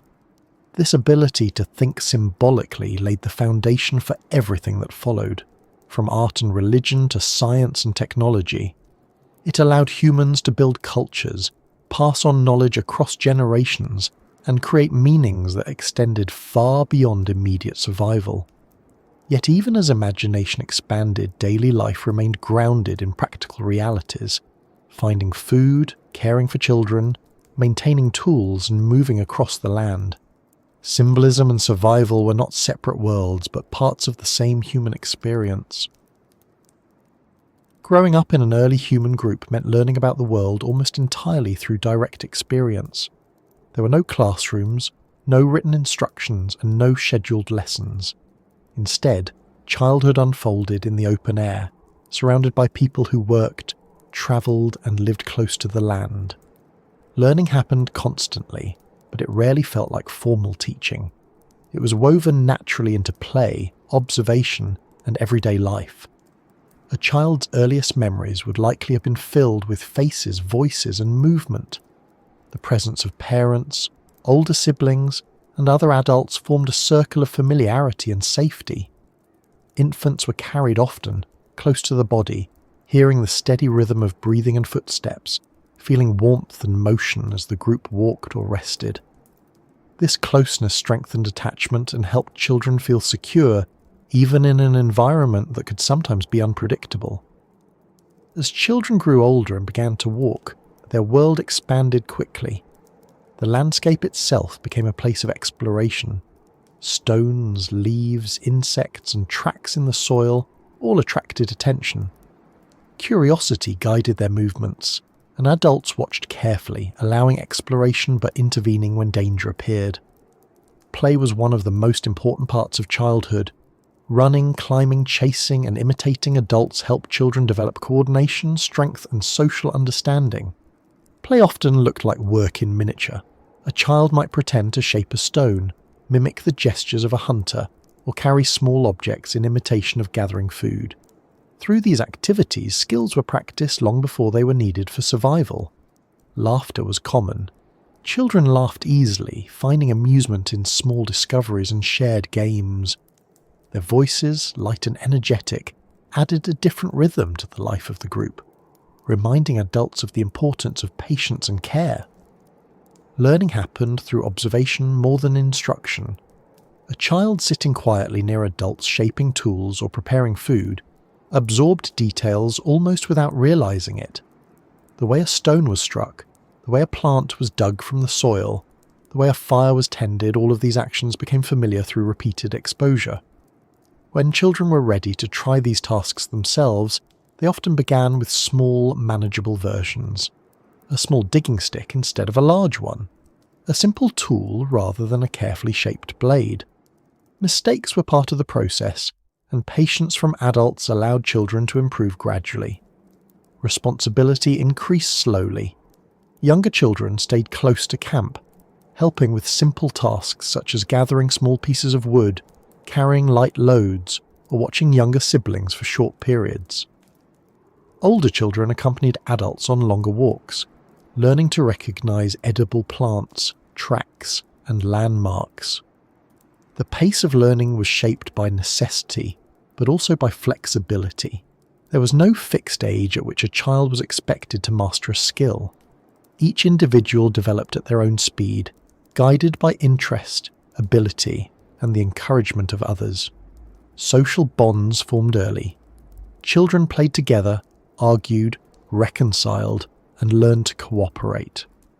These interactions taught them how to share, how to take turns, and how to respond to the emotions of others. The social skills learned in childhood were essential for maintaining harmony in the group later in life. Storytelling played a role in childhood as well. Evenings near a fire provided opportunities for children to listen to stories told by adults or elders. These stories often contained practical knowledge, descriptions of animals, warnings about dangerous places, or memories of past journeys. Listening to these stories helped children understand the world beyond their immediate experience. Fear was also part of childhood, but it was balanced by reassurance. Loud noises, unfamiliar animals, or separation from caregivers could cause distress. Adults responded by offering comfort, holding children close, or speaking in calm voices. Over time, children learned to distinguish between real danger and harmless events, developing confidence in their ability to cope. Physical closeness was an important source of comfort. Sleeping near parents or other adults provided warmth and security, and waking to familiar voices helped children feel safe. These experiences shaped emotional development, reinforcing trust and attachment. Nutrition and health influenced childhood in significant ways. Food availability varied, and some periods were more difficult than others. Children depended on adults not only for food, but for the knowledge of where to find it. Illness could be dangerous, and recovery often required careful attention and rest. Despite these challenges, childhood was not only about survival, it was also a time of discovery and joy. Watching birds, following insects, splashing in shallow water, or simply lying on the ground looking at the sky, these small experiences filled many hours. Imagination flourished during play. Children invented games, created simple stories, and experimented with sounds and gestures. These activities strengthened creativity and prepared them for the symbolic thinking that would later shape language, art, and culture. Older children often looked after younger ones, learning responsibility through experience. Carrying a younger child for a short distance, sharing food, or helping calm someone who was upset taught empathy and cooperation. Adolescence marked a gradual transition into adult roles. Young people began to take part more fully in tasks such as hunting, gathering, toolmaking, and shelter building. This transition was not sudden but unfolded over years, guided by observation and practice. Rites of passage may have existed in some groups, though evidence is limited. These could have included ceremonies, challenges, or symbolic acts marking the shift from childhood to adulthood. Such practices, where they existed, reinforced group identity and social structure. Relationships formed during youth often lasted into adulthood. Friendships, partnerships, and alliances began to take shape, influencing the social fabric of the group. The presence of children also influenced adult behaviour. Adults were more cautious when travelling with young children, choosing safer routes and campsites. Decisions about movement, food gathering, and shelter were shaped by the needs of the youngest members. Children represented the future of the group, carrying knowledge and traditions forward. Teaching them was not a separate task, but an integral part of daily life. Every demonstration, every story, every shared experience contributed to the transmission of culture. It is easy to imagine an evening in such a group. Children growing quieter as darkness deepened, listening to the voices of adults, watching sparks rise into the night sky. One by one, they would drift into sleep, their minds filled with impressions of the day, the sound of wind, the warmth of fire, the steady presence of those around them. Morning would bring new lessons, new games, new discoveries, continuing the slow, natural process of growing into the roles they would one day take. Childhood in early human groups was not sheltered in the modern sense, but it was rich in experience, connection, and learning. It shaped bodies, minds, and emotions, preparing individuals for the challenges and responsibilities of adult life. Gradually, without intending to reshape the world in any grand or deliberate way, early humans began to leave marks on their surroundings that lasted longer than a single season. At first, these changes were small, almost invisible against the vastness of forests, grasslands, and rivers. A campsite used for several nights might leave a circle of ash, a few scattered bones, or trampled vegetation that recovered within weeks. But as generations passed and population slowly grew, these small traces accumulated, and the presence of humans began to influence the land itself. Fire was one of the earliest and most powerful tools in this process. Once people learned not only to maintain fire, but to use it intentionally, they discovered that burning patches of land could produce new growth.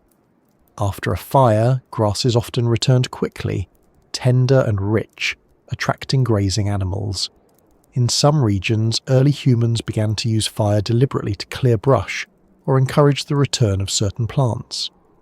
This practice did not transform entire landscapes overnight. It was usually small in scale, carried out in limited areas, but repeated over many years it could shape patterns of vegetation. Open areas expanded, certain plant species became more common, and the animals that depended on those plants followed. In this way, humans began to participate in shaping ecosystems, not through machines or large-scale agriculture, but through careful observation and small repeated actions. Hunting also influenced animal populations. Early humans were not capable of wiping out large species quickly, and most hunts were small in scale. But over long periods, hunting pressure could change the behaviour of animals. Herds might avoid certain watering places or migrate along different routes to reduce encounters with humans. Some scientists believe that in certain regions, especially where humans arrived in new environments, hunting contributed to the disappearance of large animals over thousands of years. The reasons for these extinctions are complex and likely included climate change as well, but the presence of humans was often one of the factors. Even gathering plants had subtle effects. When people collected seeds, fruits, or tubers, they sometimes disturbed the soil in ways that helped certain plants grow back more successfully.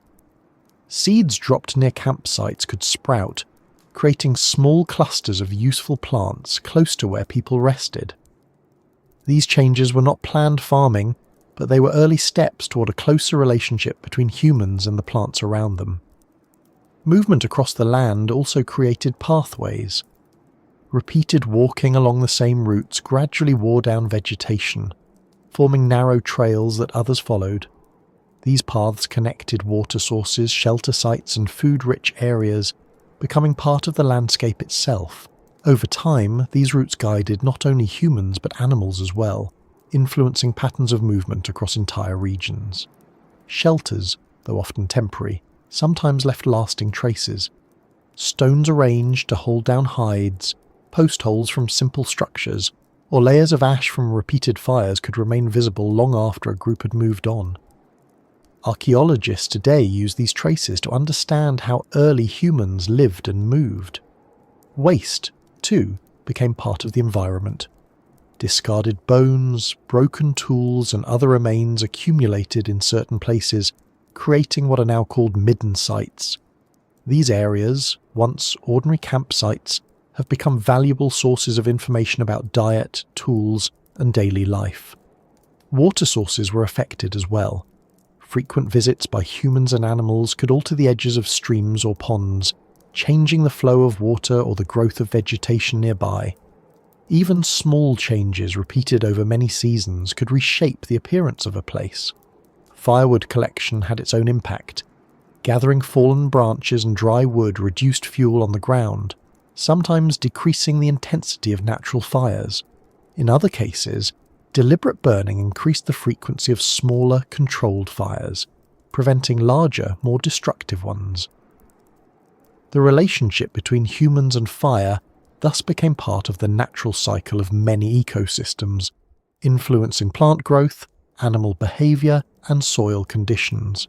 The use of tools also allowed humans to alter materials in new ways. Trees could be cut or shaped, stones arranged, and hides processed into coverings or containers. Each of these actions changed the immediate environment, even if only slightly. Over long periods, these small changes accumulated.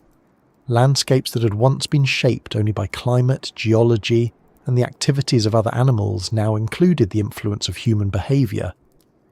Another important change came from the way humans transported materials, carrying stones from one place to another, bringing shells or pigments from distant regions, and exchanging objects between groups all contributed to the spread of materials across wider areas. These movements left traces that archaeologists can still detect today. As humans spread into new environments, they encountered ecosystems that had never before included a species like them. Their ability to use tools, fire, and cooperation allowed them to adapt quickly, but it also meant that their presence could disrupt existing balances. Large predators sometimes face competition from humans for the same prey. In some regions, predator populations declined, altering the relationships between species and changing the structure of ecosystems. Yet it is important to remember that early humans lived in relatively small numbers compared to today. Their impact, though real, was gradual and often localized. The dramatic large-scale changes associated with modern industry and agriculture lay far in the future. For most of early human history, people remained closely connected to the natural rhythms of the world. They depended on healthy ecosystems for food, water, and shelter, and this dependence encouraged a careful awareness of environmental limits. Knowledge of the land was passed from one generation to the next. People learned which areas could support repeated visits and which needed time to recover. This understanding, developed through observation and experience, helped maintain a balance between use and renewal. The emotional connection to the land may also have played a role. Places where important events occurred, where ancestors were buried, or where reliable food sources were found often held special significance. Respect for these places encouraged careful behaviour and reduced unnecessary damage. Climate changes during this period also influenced how humans interacted with the environment. Periods of drought or cooling forced groups to move, reducing pressure on certain areas while increasing it on others. These shifts created a constantly changing pattern of human impact across the planet. Over tens of thousands of years, the cumulative effect of these activities became more noticeable. Forests in some regions showed signs of repeated burning. Animal populations shifted. New plant communities appeared in areas where humans frequently gathered or camped. These changes were not always negative. In many cases, human activity increased biodiversity by creating a mosaic of habitats, open areas, regrowing vegetation, and patches of older growth that supported a wider range of species. The idea of humans as separate from nature would have been unfamiliar to early people. They were part of the ecosystems in which they lived, influencing and being influenced in return. This relationship began to change only much later, with the development of agriculture and permanent settlements. But even before that, the seeds of transformation were already present, in the use of fire, in the shaping of tools, in the paths worn by countless footsteps. If you could walk through a landscape inhabited by early humans, you might not immediately notice their influence. But if you looked closely, you would see subtle signs: a clearing where brush had been burned, a trail leading to water, a cluster of plants growing near an old campsite, the faint remains of a hearth where people once gathered. These small traces, multiplied across continents and across millennia, mark the beginning of a new chapter in the history of the planet, a chapter in which one species slowly and often unknowingly began to shape the world in ways that would eventually become profound. Take a moment now to notice your own breathing, the quiet rhythm of it, steady and familiar. Without thinking about it, your body is doing something that bodies have done for hundreds of thousands of years. The same lungs rising and falling, the same heart moving blood through vessels, the same nervous system listening for sounds and changes in the world. So much of what we are was already present in those early humans, long before cities, long before written history, long before anyone imagined the world we live in now. It is easy to think of the past as distant, as something separate from us, but in truth, it lives quietly inside every person alive today. The first humans are not only our ancestors in a distant, abstract sense. Their lives shaped our bodies, our instincts, our emotions, and even the small habits we hardly notice. Consider how naturally we seek warmth and comfort at the end of a long day. The feeling of relaxing into a chair, pulling a blanket closer, or sitting near a source of warmth is deeply familiar. That preference did not begin with modern heating or soft furniture. It reaches back to evenings spent near fires, when warmth meant safety and rest meant recovery. Even the simple pleasure of gathering with others, sharing food and talking quietly is an echo of those ancient nights. The details have changed, but the underlying experience remains. Conversation, laughter and companionship still bring a sense of calm, just as they did tens of thousands of years ago. Hunger, too, connects us to the past. The body's signals, the gradual feeling of emptiness followed by satisfaction when we eat, are part of an ancient rhythm. Our ancestors depended on that rhythm to guide their actions, to know when to search for food and when to rest. Many of the flavours we enjoy today, the sweetness of fruit, the richness of cooked food, the comfort of warm meals, reflect preferences shaped long ago, when choosing the right foods could mean the difference between strength and weakness. Movement is another quiet connection. The human body is built for walking, and even now, many people find that walking calms the mind. A slow walk through a quiet place can ease tension, clear thoughts, and restore a sense of balance. This is not an accident. For most of human history, walking was not exercise or recreation. It was simply how life unfolded step by step across landscapes that changed with the seasons.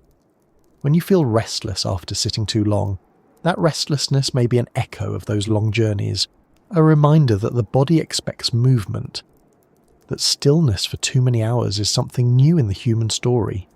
Sleep, perhaps more than anything, reveals how much of the past remains with us.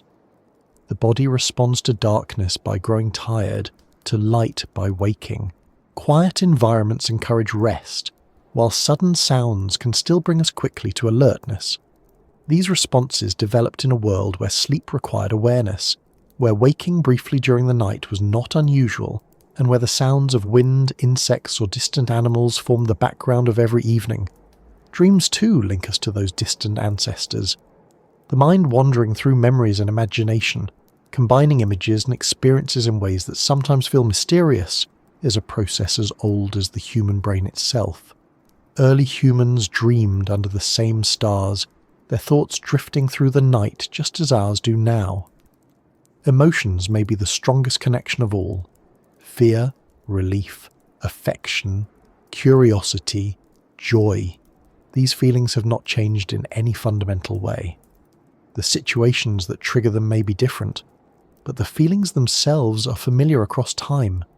A sudden loud noise still makes the heart beat faster. The presence of trusted friends or family still brings comfort. The sight of a child laughing still creates a sense of warmth and connection. These responses are not learned from culture alone. They are rooted in biology, shaped by generations who survived because they felt them. Empathy, the ability to care about the feelings of others, remains one of the most important human traits. Helping someone who is injured, comforting someone who's upset, sharing food or resources with those in need. These actions are deeply ingrained. They helped early human groups survive, and they continue to shape societies today. Curiosity, too, has never left us. The desire to understand how things work, to explore new places, to ask questions about the world, these impulses are part of what made humans so adaptable. A child asking questions, taking things apart, or exploring unfamiliar surroundings is following a path that stretches back through countless generations. Even imagination, which has allowed humans to create art, music and stories, remains a constant presence. The ability to picture something that is not immediately visible, to imagine the future, to remember the past in vivid detail, these abilities are among the most remarkable features of the human mind. When we watch a film, read a book, or simply daydream, we're using the same mental capacity that once helped our ancestors plan hunts, remember landscapes, and tell stories around a fire. Our relationship with nature also reflects this long history, even if many people now live in cities. The sound of rain, the sight of a clear night sky, the smell of soil or leaves, these experiences often bring a sense of calm that is difficult to explain but easy to feel. They remind us, perhaps unconsciously, of environments in which humans lived for most of their existence. Some people feel especially relaxed near water, listening to waves or flowing streams. Others find peace in forests, mountains, or open fields. These preferences may be shaped by personal experience, but they may also reflect deeper patterns, echoes of places where humans once found food, shelter, and safety. Food, movement, sleep, emotion, curiosity, connection, all of these threads link us to the first humans. But there is something else as well, something quieter and more difficult to describe. It is the sense of being part of a long story, a chain of lives stretching back through time. Every person alive today is the result of an unbroken line of survival. Generation after generation lived long enough to have children, who lived long enough to have children of their own. The challenges were different in each era, but the continuity remained. Thinking about this can create a sense of perspective. The worries of daily life, though real, exist within a much larger story. Humans have endured ice ages, droughts, migrations, and countless other challenges. The resilience that carried our ancestors through those times still exists within us. At the same time, remembering the past can encourage a sense of humility. The modern world often feels fast and complex, filled with technology and constant information. Yet the foundations of our lives, food, shelter, relationships, rest, remain the same as they were tens of thousands of years ago. Stripped of distractions, human needs are surprisingly simple: safety, connection, nourishment, rest, and a sense of meaning. These needs shaped the lives of early humans, and they continue to shape ours. Late in the evening, when the day grows quiet and the noise of activity fades, it is sometimes possible to feel this continuity more clearly. Sitting in a dim room, listening to distant sounds, watching shadows move gently across a wall, the atmosphere is not so different from a night beside a fire long ago. The light may come from a lamp rather than flames, the sounds from distant streets rather than insects or wind, but the feeling of slowing down, of letting thoughts drift, remains the same. Perhaps that is one of the most enduring parts of being human, the ability to pause, to reflect, and to feel connected not only to the present moment, but to something larger and older. If you imagine those early humans again, sitting together at the end of a day, watching the fire, listening to quiet voices, you might notice how familiar the scene feels. Not identical, not the same in every detail, but familiar in its essence. They were not so different from us. They worried, they laughed, they cared for one another, they rested, and they wondered about the world around them. The distance in time is vast, but the distance in experience is smaller than we often think. And now, as you sit or lie here, listening quietly, breathing steadily, you are part of that same long story. The same rhythms of life continue, carried forward in every heartbeat, every thought, every quiet moment of rest. So as the night deepens, or the day grows calm, you can let that thought settle gently in your mind. The world has changed in countless ways, but the human experience, at its core, remains connected to those distant beginnings, continuing quietly, one moment, one breath, and one generation at a time, always moving forward, always unfolding just as it has for thousands upon thousands of years.